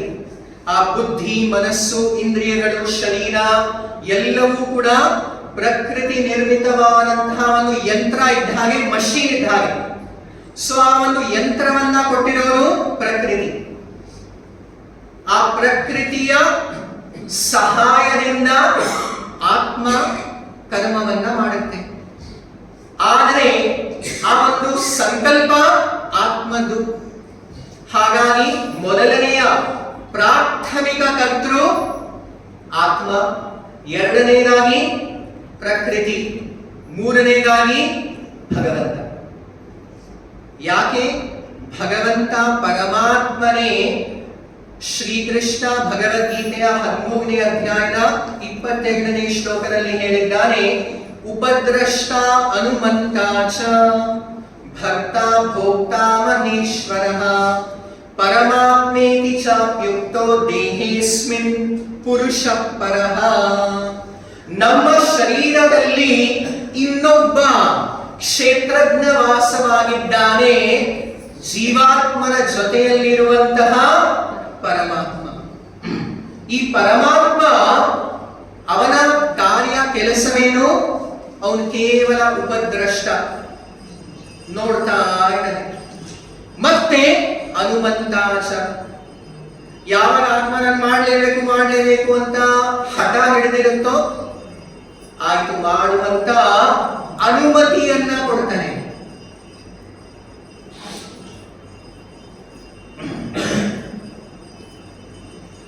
ಭಗವಂತನ ಅನುಮತಿ ಇಲ್ಲದೇನೆ ಏನು ಮಾಡ್ಲಿಕ್ಕೆ ಸಾಧ್ಯವಿಲ್ಲ. ಹಾಗಾಗಿ ಇಚ್ಛಾಶಕ್ತಿ ಆತ್ಮ, ಸಾಧನ ಪ್ರಕೃತಿ ಹಾಗೂ ಹನುಮಂತ ಪರಮಾತ್ಮ. ಪರಮಾತ್ಮನ ವಿಷಯವನ್ನು ನಾವು ನಾಳೆ ಭಗವದ್ಗೀತೆಯಲ್ಲಿ ಇನ್ನೂ ಸ್ಪಷ್ಟವಾಗಿ ಅರ್ಥ ಮಾಡ್ಕೊಳ್ಳೋಣ. 6ನೇ ಅಧ್ಯಾಯದಲ್ಲಿ, ಭಗವದ್ಗೀತೆಯ 5ನೇ ಅಧ್ಯಾಯದಲ್ಲಿ ನಂತರ ಕೃಷ್ಣ ಹೇಳ್ತಾನೆ, ಯಾರು ಕ್ರಮೇಣವಾಗಿ ಯೋಗ ಮಾರ್ಗದಲ್ಲಿ ಯೋಗ ಪ್ರಗತಿಯನ್ನ ಮಾಡಿ ಇಂತಹ ಮಾಯೆಯ ಬಂಧನದಿಂದ ಜ್ಞಾನೇನ ತು ತದಜ್ಞಾನಂ ಯೇಷಾಂ ನಾಶಿತಮಾತ್ಮನಃ, ಯಾರು ಅಜ್ಞಾನವನ್ನ ಸಂಪೂರ್ಣವಾಗಿ ಹೋಗಲಾಡಿಸ್ತಾರೋ ಅವರ ಅಸ್ತಿತ್ವ ಎಷ್ಟು ಅದ್ಭುತವಾಗುತ್ತೆ ಅಂತಂದ್ರೆ, ತೇಷಾಂ ಆದಿತ್ಯವಜ್ಞಾನಂ ಪ್ರಕಾಶಯತಿ ತತ್ಪರಂ. ಅವರು ವಾಸ್ತವಿಕವಾಗಿ ಹೇಗೆ ಸೂರ್ಯ ಉದಯವಾದ ಮೇಲೆ ಎಲ್ಲವೂ ಪ್ರಕಾಶಮಾನವಾಗುತ್ತೋ ಹಾಗೆಯೇ ಒಬ್ಬ ಆತ್ಮ ಸಾಕ್ಷಾತ್ಕಾರ ಪಡೆದವನ ಒಂದು ಅಸ್ತಿತ್ವವಾಗುತ್ತೆ ಅಂತ ಕೃಷ್ಣ ಹೇಳ್ತಾನೆ. ಇಂತಹ ಆತ್ಮ ತತ್ವ ದಕ್ಷಿಗಳನ್ನ ಜೀವನ್ಮುಕ್ತರು ಅಂತ ಹೇಳಲಾಗಿದೆ. ಅವರು ಈ ಸಂಸಾರದಲ್ಲಿದ್ದರೂ ಕೂಡ ಸಾಂಸಾರಿಕ ಸಮಸ್ತ ಬಂಧನಗಳಿಂದ ಮೋಕ್ಷವನ್ನ ಪಡೆದಿದ್ದಾರೆ, ಮುಕ್ತರಾಗಿದ್ದಾರೆ. ಇದನ್ನ 19ನೇ ಶ್ಲೋಕದಲ್ಲೂ ಕೃಷ್ಣ ಹೇಳ್ತಾನೆ, ಇಹೈವ ತೇಜಿತ ಸರ್ಗೋ ಯೇಷಾಂ ಸಾಮ್ಯೇ ಸ್ಥಿತಂ ಮನಃ ನಿರ್ದೋಷಂ ಹಿ ಸಮಂ ಬ್ರಹ್ಮ ತಸ್ಮಾತ್ ಬ್ರಹ್ಮಣಿ ತೇ ಸ್ಥಿತಾಃ. ಇಹೈವ ಅಂತಂದ್ರೆ ಅವರು ಈ ಸಂಸಾರದಲ್ಲಿ ವಾಸವಾಗಿರುವಾಗಲೂ ಕೂಡ ಅವರು ಬ್ರಹ್ಮಣಿ ಸ್ಥಿತ, ಅವರು ಮುಕ್ತಾತ್ಮರು. ಅಂತಹವರನ್ನ ಜೀವನ್ಮುಕ್ತರು ಅಂತ ಹೇಳಲಾಗಿದೆ. ಜೀವನ್ಮುಕ್ತರ ಲಕ್ಷಣವನ್ನ ಇಲ್ಲಿ ಕೃಷ್ಣ ವರ್ಣಿಸ್ತಾ ಇದ್ದಾನೆ. ಯಾರು ಸಂಸಾರದ ಅಂಧಕಾರವನ್ನ ದಾಟಿ ಸತ್ಯದ ಪರಮ ಸತ್ಯದ ಪ್ರಕಾಶಕ್ಕೆ ಯಾರು ಬಂದಿದ್ದಾರೋ. ಉಪನಿಷತ್ತುಗಳಲ್ಲಿ ಅನೇಕ ಬಾರಿ ಹೇಳಲಾಗಿದೆ, ತಮಸೋಮ ಜ್ಯೋತಿರ್ಗಮಃ ಅಂತ. ನೀವು ಕತ್ತಲೆಯಲ್ಲಿರುವಾಗ ಒಂದು ಯಾವುದೋ ಹಗ್ಗವನ್ನ ಹಿಡಿದಾಗ ಅಯ್ಯೋ ಹಾಕು ಅಂತ ಅನ್ಕೋಬಹುದು ಅಲ್ವಾ? ನಿಮಗೆ ಹಗ್ಗಾನೂ ಕಾಣಲ್ಲ, ಏನೇನು ಕಾಣಲ್ಲ, ಬರೇ ಇರೋದು ಭ್ರಮೆ ಮಾತ್ರ. ಅಥವಾ ಇದನ್ನ ಅನೇಕ ಆಚಾರ್ಯರು, ವಿಶೇಷವಾಗಿ ಶ್ರೀಪಾದ ಶಂಕರಾಚಾರ್ಯರು ಈ ಹಗ್ಗ ಮತ್ತೆ ಹಾವಿನ ಉದಾಹರಣೆಯನ್ನ ಕೊಟ್ಟಿದ್ದಾರೆ. ನೀವು ರಾತ್ರಿಯಲ್ಲಿ ಹಗ್ಗವನ್ನ ಹಿಡಿದು ಅಯ್ಯೋ ಹಾವು ಅಂತ ಭಯ ಬೀಳ್ಬೋದು, ಬೆಳಗಿದ್ದಾಗ ಏನು ಭಯ ಇಲ್ಲ ಅಂತ ಗೊತ್ತಾಗುತ್ತೆ. ಅದು ಹಾವೇನಲ್ಲ, ಅದು ಒಂದು ಸಾಮಾನ್ಯವಾದ ಹಗ್ಗ ಅಂತ ಭಾಸವಾಗುತ್ತೆ. ನೀವು ಏನಾದರೂ ಒಂದು ಕಾಡಿನಲ್ಲಿ ಕಳೆದು ಹೋಗ್ಬಿಟ್ರೆ, ತುಂಬಾನೇ ದಟ್ಟವಾದಂತಹ ಘನ ವನದಲ್ಲಿ ಇದ್ದಾಗ ಯಾವುದೋ ಒಂದು ಭಯಂಕರವಾದ ಹುಲಿ ನಿಮ್ಮನ್ನ ಅಟ್ಟಿಸ್ಕೊಂಡು ಆವರಿಸ್ಕೊಂಡ್ ಬರ್ತಾ ಇದ್ರೆ ನೀವು ಅದನ್ನ ಓಡ್ ಹೋಗ್ಬೋದು. ಅಯ್ಯೋ, ಹುಲಿ ನನ್ನನ್ನ ಆಕ್ರಮಿಸ್ತಾ ಇದೆ ಅಂತ ಹೋಗಿ ಯಾವುದೋ ಒಂದು ಮರವನ್ನ ಹತ್ಕೊಂಡ್ಬಿಡ್ಬೋದು. ಆ ಮರದ ಕೊಂಬೆಯನ್ನ ಇದು ಕೂಡ ಮಹಾಭಾರತದಲ್ಲಿ ಒಂದು ದೃಷ್ಟಾಂತವನ್ನ ನಿರೂಪಣೆಯನ್ನ ಕೊಡಲಾಗಿದೆ. ಆ ಮರದ ಒಂದು ಕೊಂಬೆಯನ್ನ ಹಿಡ್ಕೊಂಡು ನೀವು ಸ್ವಲ್ಪ ಸುರಕ್ಷಿತವಾಗಬಹುದು. ಆದ್ರೆ ಕೆಳಗಡೆ ಹುಲಿ ಬಂದು ಘರ್ಜನೆ ಮಾಡ್ತಾ ಇದೆ, ಯಾವಾಗ ನೀನ್ ಬೀಳ್ತೀಯ ಅಂತ. ಮತ್ತೆ ಯಾರೋ ಒಂದು ತುಂಬಾನೇ ಭಯಂಕರವಾದಂತಹ ಒಂದು ಸರ್ಪ, ಒಂದು ಕಿಂಗ್ ಕೋಬ್ರಾ ಅಲ್ಲಿ ಬಂದ್ಬಿಡುತ್ತೆ, ಮುಖ ತೆಗೆದು ನೋಡ್ತಾ ಇದೆ ಮೇಲ್ಗಡೆ. ಅದೇ ಸಮಯದಲ್ಲಿ ಅಲ್ಲಿ ಒಂದು ಮತ್ತೆ 720 ಇಲಿಗಳು ಬಂದ್ಬಿಡುತ್ತೆ ಆ ಮರದ ಮೇಲೆ. ಬಂದು 360 ಬಿಳಿ ಇಲಿಗಳು, 360 ಕಪ್ಪು ಇಲಿಗಳು. ನಾವು ಯಾವ ಕೊಂಬೆಯನ್ನ ಹಿಡ್ಕೊಂಡಿದೀವೋ ಆ ಕೊಂಬೆಯ ತುದಿಯನ್ನ ಇಲಿಗಳು ಸ್ವಲ್ಪ ಸ್ವಲ್ಪ ತಿನ್ನುತ್ತಲ್ವಾ, ಸ್ವಲ್ಪ ಸ್ವಲ್ಪ ಕೊರಿಯುತ್ತೆ ಅದನ್ನ. ಆ ಕೊಂಬೆ ಅಲಗಾಡ್ತಾ ಇದೆ. ಮೇಲ್ಗಡೆ ಒಂದು ಜೇನುಹುಳದ ಒಂದು ಮನೆ ಇದೆ, ಸಾವಿರಾರು ಜೇನುಹುಳಗಳಿದೆ, ಅದು ಶಬ್ದ ಮಾಡ್ತಾ ಇದೆ. ಸ್ವಲ್ಪ ಅದನ್ನ ಅಲಗಾಡಿಸಿದ್ರೆ ಬಂದು ಅದು ಕೂಡ ನಮ್ಮನ್ನ ಕಡಿಯುತ್ತೆ. ಇಂತಹ ಘೋರವಾದ ಪರಿಸ್ಥಿತಿಯಲ್ಲಿ ಮೇಲಿಂದ 2 ಹನಿ ಜೇನುತುಪ್ಪ ಬೀಳುತ್ತೆ. ಆಗ ನಾವು ಬಾಯಿ ತೆಗೆದು ಆಹಾ ಏನ್ ಸಖತ್ತಾಗಿದೆ, ಏನ್ ಚೆನ್ನಾಗಿದೆ ಅಂತ ಅನ್ಕೊಂಡ್ರೆ ಇದು ಮಾಯೆ ಅಲ್ವಾ? ಇದೇ ಈ ಸಂಸಾರದ ಲಕ್ಷಣ. ನಾವು ಸಂಸಾರ ಎನ್ನುವ ಘನ ವನದಲ್ಲಿ ಸಿಕ್ಕಾಕೊಂಡಿದ್ದೇವೆ. ಇಲ್ಲಿ ನಮ್ಮನ್ನ ಕಾಲ ಅಟ್ಟಿಸ್ಕೊಂಡು ಬರ್ತಾ ಇದೆ. Time and tide wait for no man. ನಮ್ಮ ಚಾಣಕ್ಯ ಪಂಡಿತರು ನೀತಿಶಾಸ್ತ್ರದಲ್ಲಿ ಹೇಳಿದ್ದಾರೆ, ಆಯುಷಃ ಕ್ಷಣ ಏಕೋಪಿ ನ ಲಭ್ಯಃ ಸ್ವರ್ಣಕೋಟಿಭಿಃ. ನಿಮ್ಮ ಆಯಸ್ಸಿನ ಒಂದು ಕ್ಷಣವನ್ನು ಕೂಡ ಕೋಟಿ ಸ್ವರ್ಣ ಮುದ್ರೆಗಳಿಂದಲೂ ಕೊಂಡುಕೊಳ್ಳಿಕ್ಕೆ ಸಾಧ್ಯವಿಲ್ಲ. ಅದು ಅಂಬಾನಿ ಇರ್ಲಿ, ಅವರ ಅಪ್ಪ ಇರ್ಲಿ, ಅವರು ಕೂಡ ಎಲ್ಲವನ್ನು ಬಿಟ್ಟು ಹೋಗ್ಬೇಕಾಯ್ತಲ್ವಾ? ಆದರೆ ನಾವು ಇಂತಹ ಭಯಂಕರ ಪರಿಸ್ಥಿತಿಯಲ್ಲಿರುವಾಗ ಈ ಇಲಿಗಳು ಯಾರು? ಹಗಲು ರಾತ್ರಿ ಪ್ರತಿದಿನ ಸ್ವಲ್ಪ ಸ್ವಲ್ಪ ನಮ್ಮ ಆಯಸ್ಸನ್ನ ತೆಗಿತಾ ಇದೆ. ಮೇಲ್ಗಡೆ ಇರುವಂತಹ ಜೇನುಗೂಡು, ಅದರಲ್ಲಿರುವಂತಹ ಆ ಜೇನುಹುಳಗಳು ನಮಗೆ ದಿನವಿಡೀ ಏನೋ ಒಂದು ತಾಪತ್ರಯ ಇದ್ದೇ ಇರುತ್ತಲ್ಲ, ಅಲ್ಪ ಸ್ವಲ್ಪ ದೊಡ್ಡ ಪ್ರಾಬ್ಲಮ್, ಈ ಪ್ರಾಬ್ಲಮ್ ಎಲ್ಲ ಏನೋ ಒಂದು ಸಮಸ್ಯೆ, ಚಿಕ್ಕ ಸಣ್ಣ ಪುಟ್ಟ ಎಲ್ಲ ಒಂದು ಕಡಿತಾ ಇರುತ್ತೆ ಒಂದೊಂದೇ. ಆದ್ರೆ ಎಲ್ಲಾ ಮಧ್ಯದಲ್ಲೂ ಏನೋ ಚೂರು ಇಂದ್ರಿಯ ಸುಖ ಭೋಗ ಏನು ಪ್ರಾಪ್ತಿ ಆಗುತ್ತಲ್ಲ, ಅದನ್ನ ಆಸ್ವಾದನೆ ಮಾಡಿಕೊಂಡು ಸಾಕಪ್ಪ, ಸಖತ್ತಾಗಿದೆ ನಮ್ಮ ಲೈಫ್ ಅಂತ ನಾವು ಸಂತೃಪ್ತಿ. ಈ ಬಾಕಿ ಎಲ್ಲ ಮೃತ್ಯು ವಿಷಯದ ಬಗ್ಗೆ ಚರ್ಚೆನೂ ಮಾಡಲ್ಲ, ಅವೆಲ್ಲ ಅಶುಭ ಅಂತ. ಭಗವದ್ಗೀತೆ ಶುರುವಾಗದೆ ಮೃತ್ಯುವಿನ ವಿಷಯ ಇದೆ. ಈಗ ಬೆಕ್ಕು ಹಾಲು ಕುಡಿಯುತ್ತೆ, ಕಣ್ಣು ಮುಚ್ಕೊಂಡು ನನಗೆ ಯಾರು ನೋಡ್ತಾ ಇಲ್ಲ ಅಂತ. ಅದೇ ತರ ನಾವು ಕೂಡ ಮೃತ್ಯುವಿಗೆ ಕಣ್ಣು ಮುಚ್ಕೊಂಡು ಅದರ ಬಗ್ಗೆ ಎಲ್ಲ ನಾವು ಚಿಂತನೆ ಮಾಡಬಾರದು.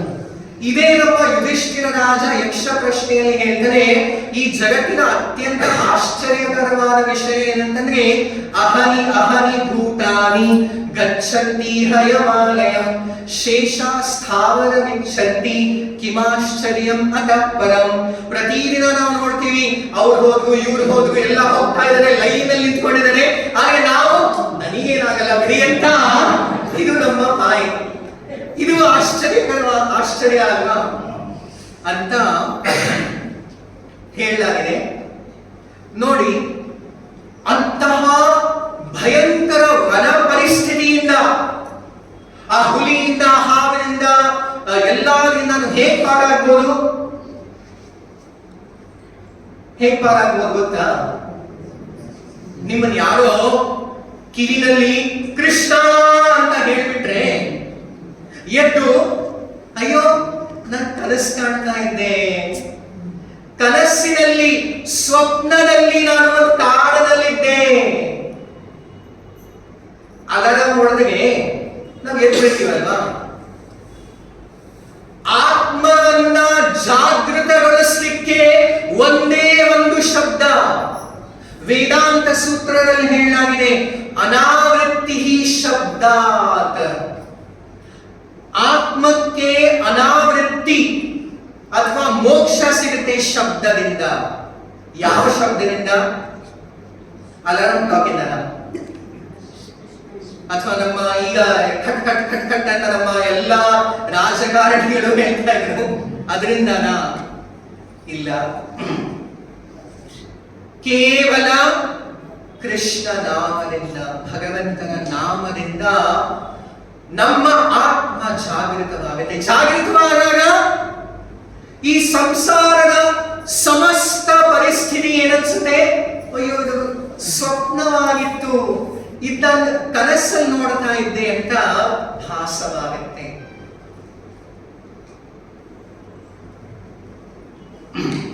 ಜ್ಞಾನೇನ ತು ತದ ಜ್ಞಾನಂ ಯೇಷಾಂ ನಾಶಿತಮಾತ್ಮನಃ ತೇಷಾಂ ಆದಿತ್ಯವದ್ ಜ್ಞಾನಂ ಪ್ರಕಾಶಯತಿ ತತ್ಪರಂ. ರಾತ್ರಿ ಹೋದ್ಮೇಲೆ, ಆ ಕನಸು ಹೋದ್ಮೇಲೆ ಎಲ್ಲವೂ ಪ್ರಕಾಶಮಾನವಾಗುತ್ತೆ. ಒಬ್ಬ ಆತ್ಮತತ್ವದರ್ಶಿಗೆ ಅಂತಹ ಜೀವನ್ಮುಕ್ತರ ಲಕ್ಷಣವನ್ನ ಕೃಷ್ಣ ಹೇಳ್ತಾನೆ. ಈ ಶ್ಲೋಕವನ್ನ ಎಲ್ಲರೂ ಹೇಳಿ.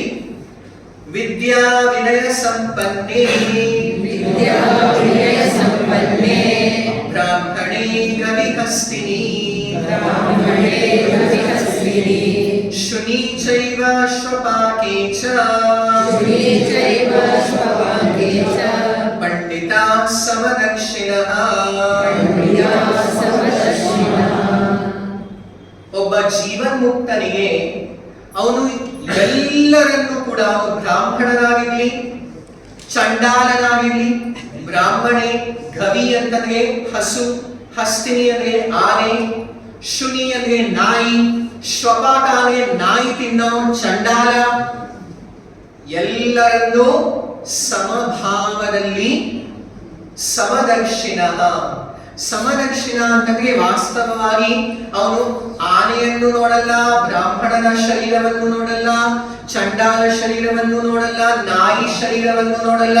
ಇವೆಲ್ಲವೂ ಕೂಡ ಕೇವಲ ಹೊರ ವಸ್ತ್ರಗಳು ಅಂತ ಭಾವಿಸಿ ಆ ಒಂದು ಶರೀರದ ಒಳಗಡೆ ಇರುವಂತಹ ಜೀವಾತ್ಮ ಮತ್ತೆ ಜೀವಾತ್ಮನ ಜೊತೆ ಇರುವಂತಹ ಪರಮಾತ್ಮನನ್ನ ಮಾತ್ರ ಅವನು ನೋಡ್ತಾನೆ. ಇದೆಲ್ಲ ಬಾಕಿ ಬಾಹ್ಯ ಅಂತ ಅವನು ಪರಿಗಣಿಸಿ ಸಮಭಾವದಲ್ಲಿರ್ತಾನೆ. ಈ ಹೈವತೆ ಇಂತಹವನು ಯಾವಾಗಲೂ ಜೀವನ್ಮುಕ್ತ ಅಂತ ಹೇಳಲಾಗಿದೆ. ರೂಪ ಗೋಸ್ವಾಮಿಯವರು, ಸನಾತನ ಗೋಸ್ವಾಮಿಯವರು ಇಹ ಅಂತ ಹೇಳಿದ್ದಾರೆ.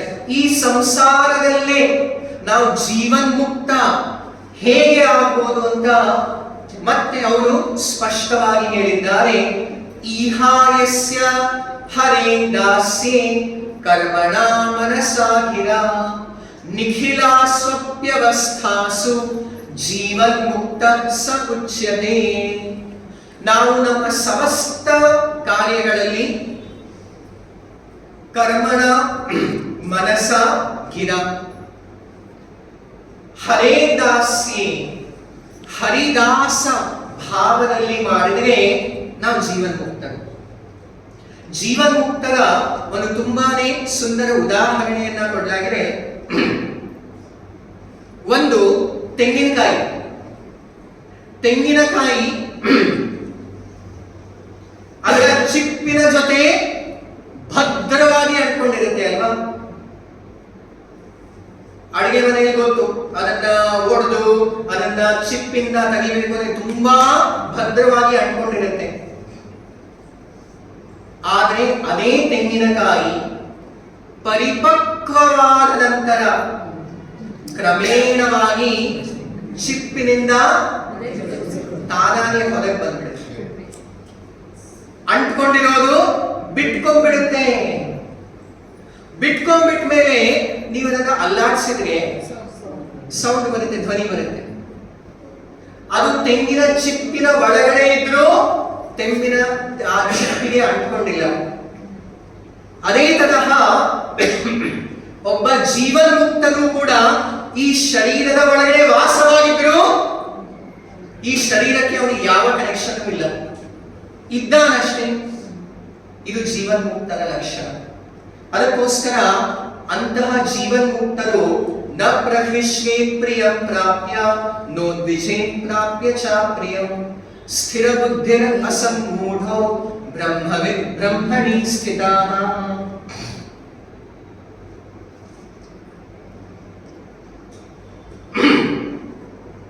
ಅವರಿಗೆ ಲೌಕಿಕ ಪ್ರಿಯವಾದ ವಸ್ತು ಪ್ರಾಪ್ತವಾದರೆ ಅಥವಾ ಅನಾನುಕೂಲವಾದರೂ ಅವರು ಯಾವುದಕ್ಕೂ ತಲೆ ಕೆಡಿಸಿಕೊಳ್ಳಲ್ಲ, ಅವರು ವ್ಯಥಿತರಾಗಲ್ಲ.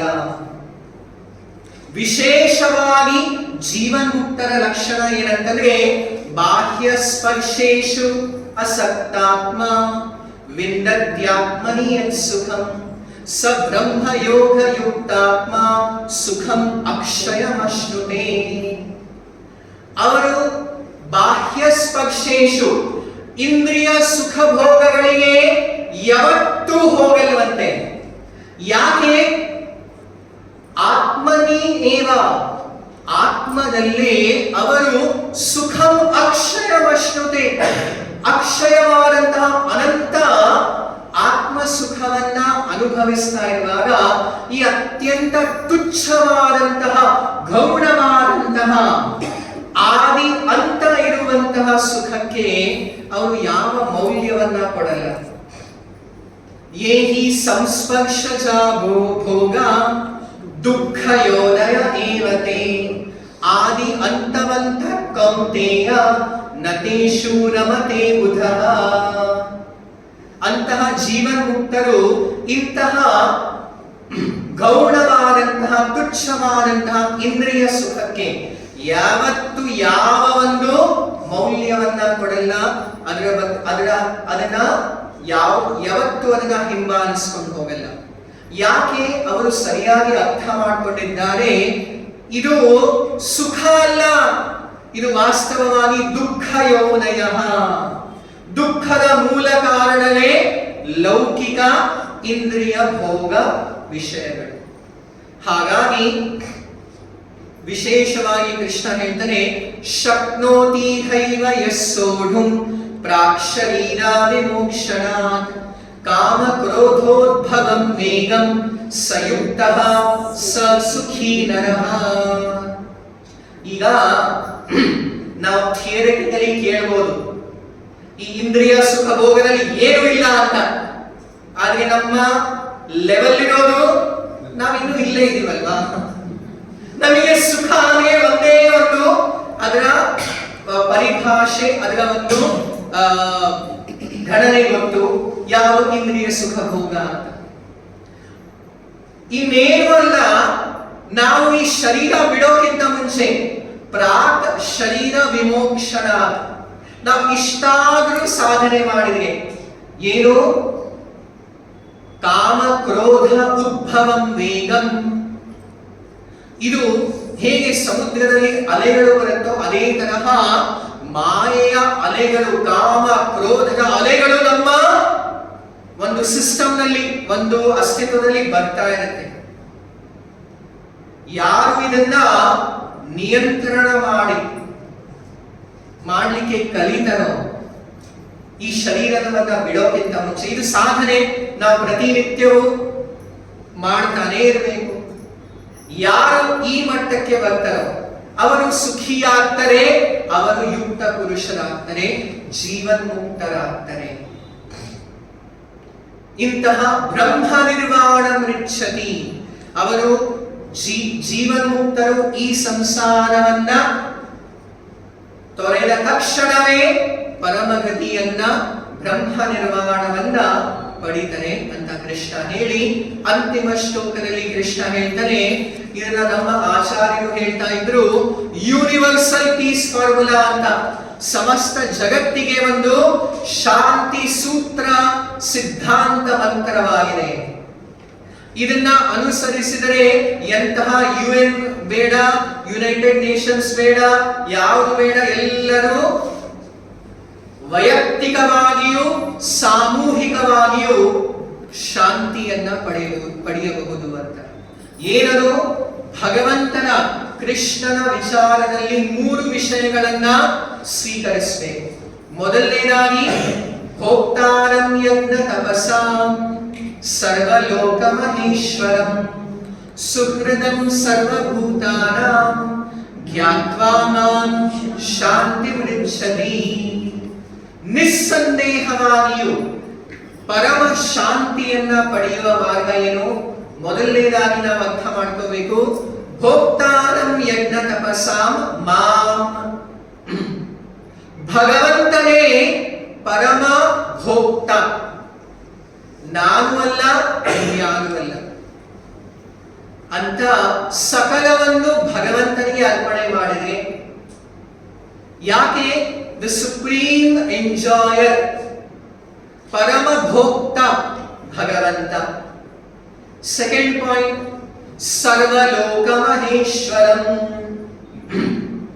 ಸಮಸ್ತ ಲೋಕಗಳ ಅಧಿಪತಿ, ಸ್ವಾಮಿ, ಒಡೆಯ, ಮಾಲೀಕ ಯಾರು? ಭಗವಂತ. ನೀವು ಯಾರೇ ಅಡ್ವೊಕೇಟ್ ಕೇಳಿ ನೋಡಿ, ಸಿವಿಲ್ ಕೇಸಸ್ ಎಷ್ಟಿದೆ ಅಂತ. ಅಣ್ಣ ತಮ್ಮಂದ್ರೆ ಇಡೀ ಜೀವನ ಪೂರ್ತಿ ಒದ್ದ ಜಗಳ ಮಾಡ್ತಾ ಇದ್ದಾರೆ, ಇದು ನಂದು ಇದು ನಂದು ಅಂತ ಅಲ್ವಾ? ನಮ್ಮ ಇಂಡಿಯಾ ಚೈನಾನೇ ಎಲ್ಲೋ ಒಂದು ಸ್ವಲ್ಪ ಜಾಗಕ್ಕೆ ಲದ್ದಾಖ್ನಲ್ಲಿ ಎಷ್ಟೋ ದಶಕಗಳಿಂದ ಜಗಳ ಆಡ್ತಾ ಇದೀವಿ. ಇಂಡಿಯಾ ಪಾಕಿಸ್ತಾನ ಆಗಿರಲಿ ಅಥವಾ ಉಕ್ರೇನ್ ರಷ್ಯಾ ಆಗಿರಲಿ, ಎಲ್ಲರೂ ಕೂಡ ಸ್ವೀಕರಿಸಿದರೆ ನಮ್ಮ ಭಾರತದ ಸ್ವಾಮಿಯೂ ಕೂಡ ಕೃಷ್ಣ, ಸಮಸ್ತ ಜಗತ್ತಿನ ಸ್ವಾಮಿ ಭಗವಂತ. ಅವಾಗ ಯುದ್ಧವೇ ಇಲ್ಲ, ಶಾಂತಿ ತಾನಾಗೆ ಆಗುತ್ತೆ. ಮೂರನೇ ವಿಷಯ, ಸುಹೃದಂ ಸರ್ವಭೂತಾನಾಂ, ಎಲ್ಲರ ಪರಮ ಮಿತ್ರ ಬಂಧು ಭಗವಂತ ಕೃಷ್ಣ.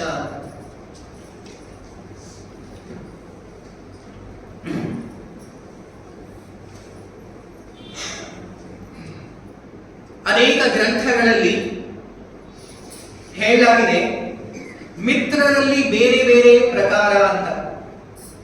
ಒಂದು ಮಿತ್ರ ಹಾಗೇನೆ ಹಾಯ್ ಹೆಲೋ ಅಂತ ಹೇಳ್ತೀವಿ, ಅಷ್ಟೇ ಆಗೋಯ್ತು ಮಿತ್ರ ಅಂತ. ಇನ್ನೊಬ್ರು ಸ್ನೇಹಿತರು, ನಮ್ಮ ಸುಖ ದುಃಖಗಳಲ್ಲಿ ನಾವು ಅವರನ್ನ ಜೊತೆಗೂಡಿಸ್ತೇವೆ, ನಮ್ಮ ಹಿತೈಷಿಗಳು, ಸ್ನೇಹಿತರು ಅಂತ. ಆದರೆ ಅತ್ಯಂತ ಆಪ್ತ ಮಿತ್ರ ಅಂದ್ರೆ ಸುಹೃತ್. ಹೃದ್ ಅಂತಂದ್ರೆ ಹೃದಯ, ಸುಹೃತ್ ಅಂತಂದ್ರೆ ನಮ್ಮ ಅತ್ಯಂತ ಆಪ್ತ ಹೃದಯ ಸಂಗಾತಿ ಸುಹೃತ್. ಯಾರು? ನಮ್ಮ ಪ್ರೇಮಿ, ನಮ್ಮ ಪ್ರೇಯಸಿ, ನಮ್ಮ ಬೇರೆ ಇನ್ಯಾರ ಸ್ನೇಹಿತರು ಅಲ್ಲ. ವಾಸ್ತವಿಕವಾಗಿ ಪುರಂಜನನ ಕಥೆಯನ್ನು ಕೇಳಿದ್ವಲ್ಲ, ಪುರಂಜನನ ಸುಹೃತ್, ಬೆಸ್ಟ್ ಫ್ರೆಂಡ್ ಯಾರು? ಅವಿಜ್ಞಾತ ಅಂತ. ಆ ಅವಿಜ್ಞಾತ ಯಾರು? ಪರಮಾತ್ಮ ಶ್ರೀಕೃಷ್ಣ. ಶ್ರೀ ನಮಗೆ ಯಾವಾಗಲೂ ನಮ್ಮ ಪರಮ ಹಿತೈಷಿ, ಪರಮ ಮಿತ್ರ. ಅದಕ್ಕೆ ನಾವು ಪ್ರಾರ್ಥನೆಯಲ್ಲೂ ಹೇಳ್ತೇವೆ, ತ್ವಮೇವ ಮಾತಾ ಚ ಪಿತಾ ತ್ವಮೇವ, ತ್ವಮೇವ ಬಂಧುಶ್ಚ ಸಖಾ ತ್ವಮೇವ, ತ್ವಮೇವ ವಿದ್ಯಾ ದ್ರವಿಣಂ ತ್ವಮೇವ, ತ್ವಮೇವ ಸರ್ವಂ ಮಮ ದೇವ ದೇವ. ಈ ಪ್ರಾರ್ಥನೆಯನ್ನ ದ್ವಾರಕೆಯಲ್ಲಿ ಒಬ್ಬ ಕಕ್ಷೀವಾದ ಋಷಿಗಳು ಕೃಷ್ಣನಿಗೆ ಅರ್ಪಿಸಿದರು ಅಂತ ಗರ್ಗ ಸಂಹಿತೆಯಲ್ಲಿ ಬರುತ್ತೆ.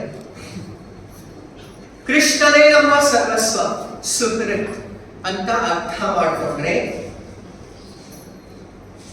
ಇದು ಪರಮ ಶಾಂತಿಯ ಮೂಲ ಮಂತ್ರವಾಗಿದೆ, ಸೂತ್ರವಾಗಿದೆ. ಹೀಗೆ ಶ್ರೀಮದ್ ಭಗವದ್ಗೀತೆಯ 5ನೇ ಅಧ್ಯಾಯದಲ್ಲಿ ಭಗವಂತ ಶ್ರೀಕೃಷ್ಣ ಕರ್ಮ ಸನ್ಯಾಸ ವಿಷಯಗಳನ್ನ ಹಾಗೂ ಒಬ್ಬ ಆತ್ಮ ಸಾಕ್ಷಾತ್ಕಾರ ಪಡೆದಿರುವಂತಹ ವ್ಯಕ್ತಿಯ ನೆಲೆಯನ್ನ, ಸ್ಥಿತಿಯನ್ನ ಹಾಗೂ ಕರ್ಮ ಬಂಧನದಿಂದ ಸಂಪೂರ್ಣವಾಗಿ ಮುಕ್ತರಾದಂತಹ ಜೀವನ್ಮುಕ್ತರ ಪರಿಸ್ಥಿತಿಯನ್ನು ತುಂಬಾನೇ ಅದ್ಭುತವಾಗಿ ವರ್ಣಿಸಿದ್ದಾರೆ. ಇವತ್ತಿನ ವಿಷಯದ ಬಗ್ಗೆ ಅಥವಾ ಆಗಲೇ ಒಂದು ಪ್ರಶ್ನೆ ಬಂದಿದೆ.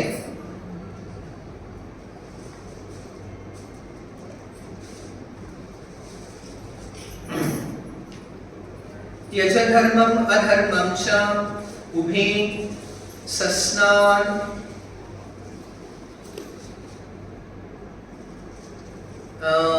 ಗಣಪತಿ ಶಾಸ್ತ್ರಿಯವರು ಈ ಪ್ರಶ್ನೆಯನ್ನ ಕೇಳಿದ್ದಾರೆ.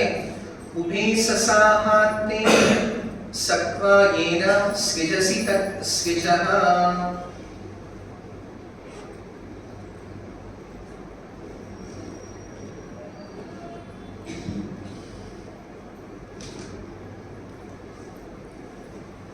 ಇನ್ ಮಹಾಭಾರತ ಶ್ಲೋಕವಿದೆ. ತ್ಯಜ ಧರ್ಮಂ ಅಧರ್ಮಂ ಚ ಉಭೇ ಸಸ್ಯಾನ್ವೃತೆ ತ್ಯಜ ಉಭೇ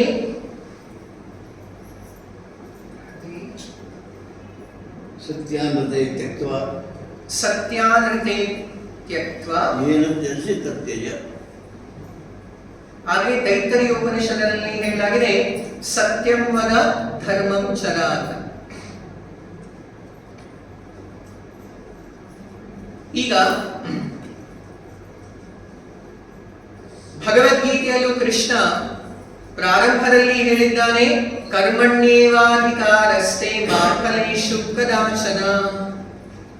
ಅಥವಾ 3ನೇ ಅಧ್ಯಾಯದಲ್ಲಿ ಕೃಷ್ಣ ಹೇಳಿದ್ದಾನೆ ಶ್ರೇಯಾನ್ ಸ್ವಧರ್ಮೋ ವಿಗುಣಃ ಪರಧರ್ಮಾತ್ ಸ್ವನುಷ್ಠಿತಾತ್ ಸ್ವಧರ್ಮೇ ನಿಧನಂ ಶ್ರೇಯಃ ಪರಧರ್ಮೋ ಭಯಾವಹಃ. ಹಾಗಾಗಿ ಪ್ರತಿಯೊಬ್ಬರೂ ಈ ಸಂಸಾರದಲ್ಲಿ ತಮ್ಮ ಸ್ವಧರ್ಮವನ್ನ ತುಂಬಾನೇ ಕಟ್ಟುನಿಟ್ಟಾಗಿ ಪರಿಪಾಲನೆ ಮಾಡಬೇಕು ಅಂತ ಅಲ್ವಾ? ಅದೇ ಕೃಷ್ಣ ಭಗವದ್ಗೀತೆಯ ಅಂತ್ಯದಲ್ಲಿ ಏನು ಹೇಳ್ತಾ ಇದ್ದಾನೆ? ಸರ್ವಧರ್ಮಾನ್ ಪರಿತ್ಯಜ್ಯ ಮಾಮೇಕಂ ಶರಣಂ ವ್ರಜ ಅಂತ. ಸಮಸ್ತ ಧರ್ಮಗಳನ್ನ ನೀನೇನ್ ಸ್ವಧರ್ಮ ಅನ್ಕೊಂಡಿದೆಯೋ, ಏನೇನ್ ಅನ್ಕೊಂಡು ಎಲ್ಲಾ ಧರ್ಮಗಳನ್ನ ಪರಿತ್ಯಾಗ ಮಾಡಿ ನನಗೆ ಶರಣಾಗತಿಯಾಗಿ. ಹಾಗಾಗಿ ಲೌಕಿಕ ಸ್ತರದಲ್ಲಿದ್ದಾಗ ಉಪನಿಷತ್ತುಗಳಲ್ಲೂ ಬೇರೆ ಬೇರೆ ಹಂತಗಳು ಬರುತ್ತೆ. ಮೊದಲನೇದಾಗಿ ಬರೋದು ಕರ್ಮಕಾಂಡ ಅಂತ. ಕರ್ಮಕಾಂಡದಲ್ಲಿ ಬರುವಂತಹ ಉಪದೇಶಗಳು ಮುಂದೆ ಬರುವಂತಹ ಅದಕ್ಕೆ ಉಚ್ಚದಲ್ಲಿ ಇರುವಂತಹ, ಅದಕ್ಕೆ ಉತ್ಕೃಷ್ಟವಾಗಿರುವಂತಹ ಹಂತದಲ್ಲಿ ಜ್ಞಾನಕಾಂಡದಲ್ಲಿ ಅನ್ವಯಿಸೋದಿಲ್ಲ. ಅಥವಾ ಇನ್ನು ಮುಂದೆ ಬರುವಂತಹ ಉಪಾಸನಾ ಕಾಂಡ. ಹೀಗೆ ಬೇರೆ ಬೇರೆ ಹಂತದಲ್ಲಿ ಅವರಿಗೆ ಅನುಗುಣವಾಗಿ ಅನ್ವಯವಾಗುವಂತಹ ಉಪದೇಶವನ್ನ ಕೊಡಲಾಗಿದೆ. ಪ್ರಾರಂಭ ಈಗ ಉದಾಹರಣೆಗೆ ನಮ್ಮ ಬುದ್ಧರು ಹೇಳಿದ್ರು ಅಹಿಂಸಾ ಪರಮೋ ಧರ್ಮ ಅಂತ. ಈಗ ಅಹಿಂಸಾ ಪರಮೋ ಧರ್ಮ ಅಂತ ಯಾರಿಗೆ ಹೇಳಬೇಕು? ಯಾರು ಹಿಂಸಕನೋ ಅವನಿಗೆ. ಈಗ ಉದಾಹರಣೆಗೆ ನಾನು ಒಂದು ಜೈಲಿಗೆ ಹೋದ್ರೆ, ಬೆಂಗಳೂರು ಜೈಲಿಗೆ ಹೋಗಿದ್ರೆ ಅಲ್ಲಿ ಪ್ರವಚನವನ್ನ ಮಾಡಬಹುದು. 1 ಗಂಟೆ ಪ್ರವಚನ ಮಾಡಬಹುದು, ಕಳ ಬೇಡ ಕೊಲ ಬೇಡ ಅಂತ. ಈಗ ನಿಮ್ಮಂತಹ ಸಜ್ಜನರ ಸಭೆಗೆ ಬಂದು ಕಳಬೇಡ ಕಳಬೇಡ ಕಳಬೇಡ ಅಲ್ರಿ ಸ್ವಾಮಿ, ನಿಲ್ರಿ, ಯಾರು ಕಳ್ಳರಲ್ಲ ಇಲ್ಲಿ ಅಂತ ನೀವು ಹೇಳ್ತೀರಲ್ವಾ, ನಮ್ ಲೆವೆಲ್ ಬೇರೆ ಅಂತ. ಅದೇ ತರಹ ಆ ಒಂದು ಏನು ತ್ಯಜಿಸಿ ತತ್ಯಜ ಅಂತ ಬರುತ್ತೆ. ಹೌದು. ಏನಂದ್ರೇನು? ತತ್ ಅಂದ್ರೆ ಏನಲ್ಲಿ? ತತ್ ಅಂತಂದ್ರೆ ನೋಡಿ, ಏನು ತ್ಯಜಿಸಿ ಯಾವ್ದ್ರಿಂದ ನೀವು ಬಿಡ್ತೀಯೋ ತ್ಯಜ ಧರ್ಮ ಅದನ್ನು ಬಿಡು ಅಂತ. ತ್ಯಜ ಧರ್ಮಂ ಅಧರ್ಮಂ ಚ. ಇದು ಯಾವಾಗ ಅನ್ವಯಿಸುತ್ತೆ? ಇದು ಕೃಷ್ಣನ ಭಗವದ್ಗೀತೆಯಲ್ಲಿ ತುಂಬಾ ಸತಿ ಹೇಳಿದ್ದಾರೆ. ಭಗವದ್ಗೀತೆ 2ನೇ ಅಧ್ಯಾಯದಲ್ಲಿ ವಿಶೇಷವಾಗಿ ಹೇಳಿದ್ದಾರೆ, ಕರ್ಮಕಾಂಡದಲ್ಲಿ ಇರುವವರು ವೇದವಾದ ರಥಃ ಪಾರ್ಥ, ವೇದವಾದ ರತಿಗಳು. ಅವ್ರು ಹೇಳ್ತಾರೆ ವೇದಗಳಲ್ಲಿ ಕರ್ಮಕಾಂಡ ಇದೆಲ್ಲ ಹೇಳಲಾಗಿದೆ ಅಂತ. ನ ಅನ್ಯದ್ ಅಸ್ತಿ ಇತಿ ವಾದಿನಃ. ಅಂತಹವರಿಗೆ ಭೋಗೈಶ್ವರ್ಯ ಪ್ರಸಕ್ತಾನ ತಯಾ ಅಪಹೃತ ಚೇತಸಾಂ ವ್ಯವಸಾಯಾತ್ಮಿಕ ಬುದ್ಧಿ ಸಮಾಧೌ ನ ವಿಧಿ. ಅವರಿಗೆ ವ್ಯವಸಾಯಾತ್ಮಿಕ ಬುದ್ಧಿ ಅಥವಾ ಆಧ್ಯಾತ್ಮಿಕ ಜ್ಞಾನ ಗೋಚರವಾಗಲ್ವಂತೆ. ಆಧ್ಯಾತ್ಮಿಕ ಜ್ಞಾನದ ಮಟ್ಟದಲ್ಲಿ ಇದು ಬರುತ್ತೆ, ತ್ಯಜ ಧರ್ಮಂ ಅಧರ್ಮಂ ಚ. ಆಧ್ಯಾತ್ಮಿಕ ಮಟ್ಟದಲ್ಲಿ ಅಂತಹವರಿಗೆ ಕೃಷ್ಣ ಮುಂದಿನ ಶ್ಲೋಕವನ್ನ ಹೇಳ್ತಾನೆ. ಏನ್ ಹೇಳ್ತಾನೆ ಗೊತ್ತಾ? ತ್ರೈಗುಣ್ಯ ವಿಷಯ ವೇದ ನಿಸ್ತ್ರೈಗುಣ್ಯೋ ಅರ್ಜುನ ಅಂತ. ಈಗ ವೇದಗಳು ಸಾಮಾನ್ಯ ತ್ರಿಗುಣಗಳಿಂದ ಕೂಡಿದೆ, ನೀನು ನಿಸ್ತ್ರೈಗುಣ್ಯೋ ಭವಾರ್ಜುನ ಅಂತ. ಅದೇ ತರ ಇಲ್ಲೂ ಹೇಳಲಾಗಿದೆ, ಈ ಧರ್ಮ ಅಧರ್ಮ ಇದೆಲ್ಲ ಲೌಕಿಕ ಮಟ್ಟದಲ್ಲಿರುವಂತಹ ತ್ರಿಗುಣ ಅಧೀನದಲ್ಲಿರುವಂತದ್ದು. ಈಗ ಆಧ್ಯಾತ್ಮಿಕ ಪ್ರಗತಿ ಮಾಡ್ತಾ ಮಾಡ್ತಾ ಮಾಡ್ತಾ ನೆಕ್ಸ್ಟ್ ಲೆವೆಲ್ ಹೋದಾಗ ಈ ಲೌಕಿಕ ಧರ್ಮ ಅಧರ್ಮವೂ ಕೂಡ ತ್ಯಜಂ, ಅದನ್ನು ತ್ಯಾಗ ಮಾಡಬೇಕು ಅಂತ. ಸರಿನಾ? ಇನ್ನು ಯಾರಿಗಾದ್ರು ಯಾವ್ದಾದ್ರು ಪ್ರಶ್ನೆ ಇದ್ರೆ ಕೇಳ್ಬೋದು.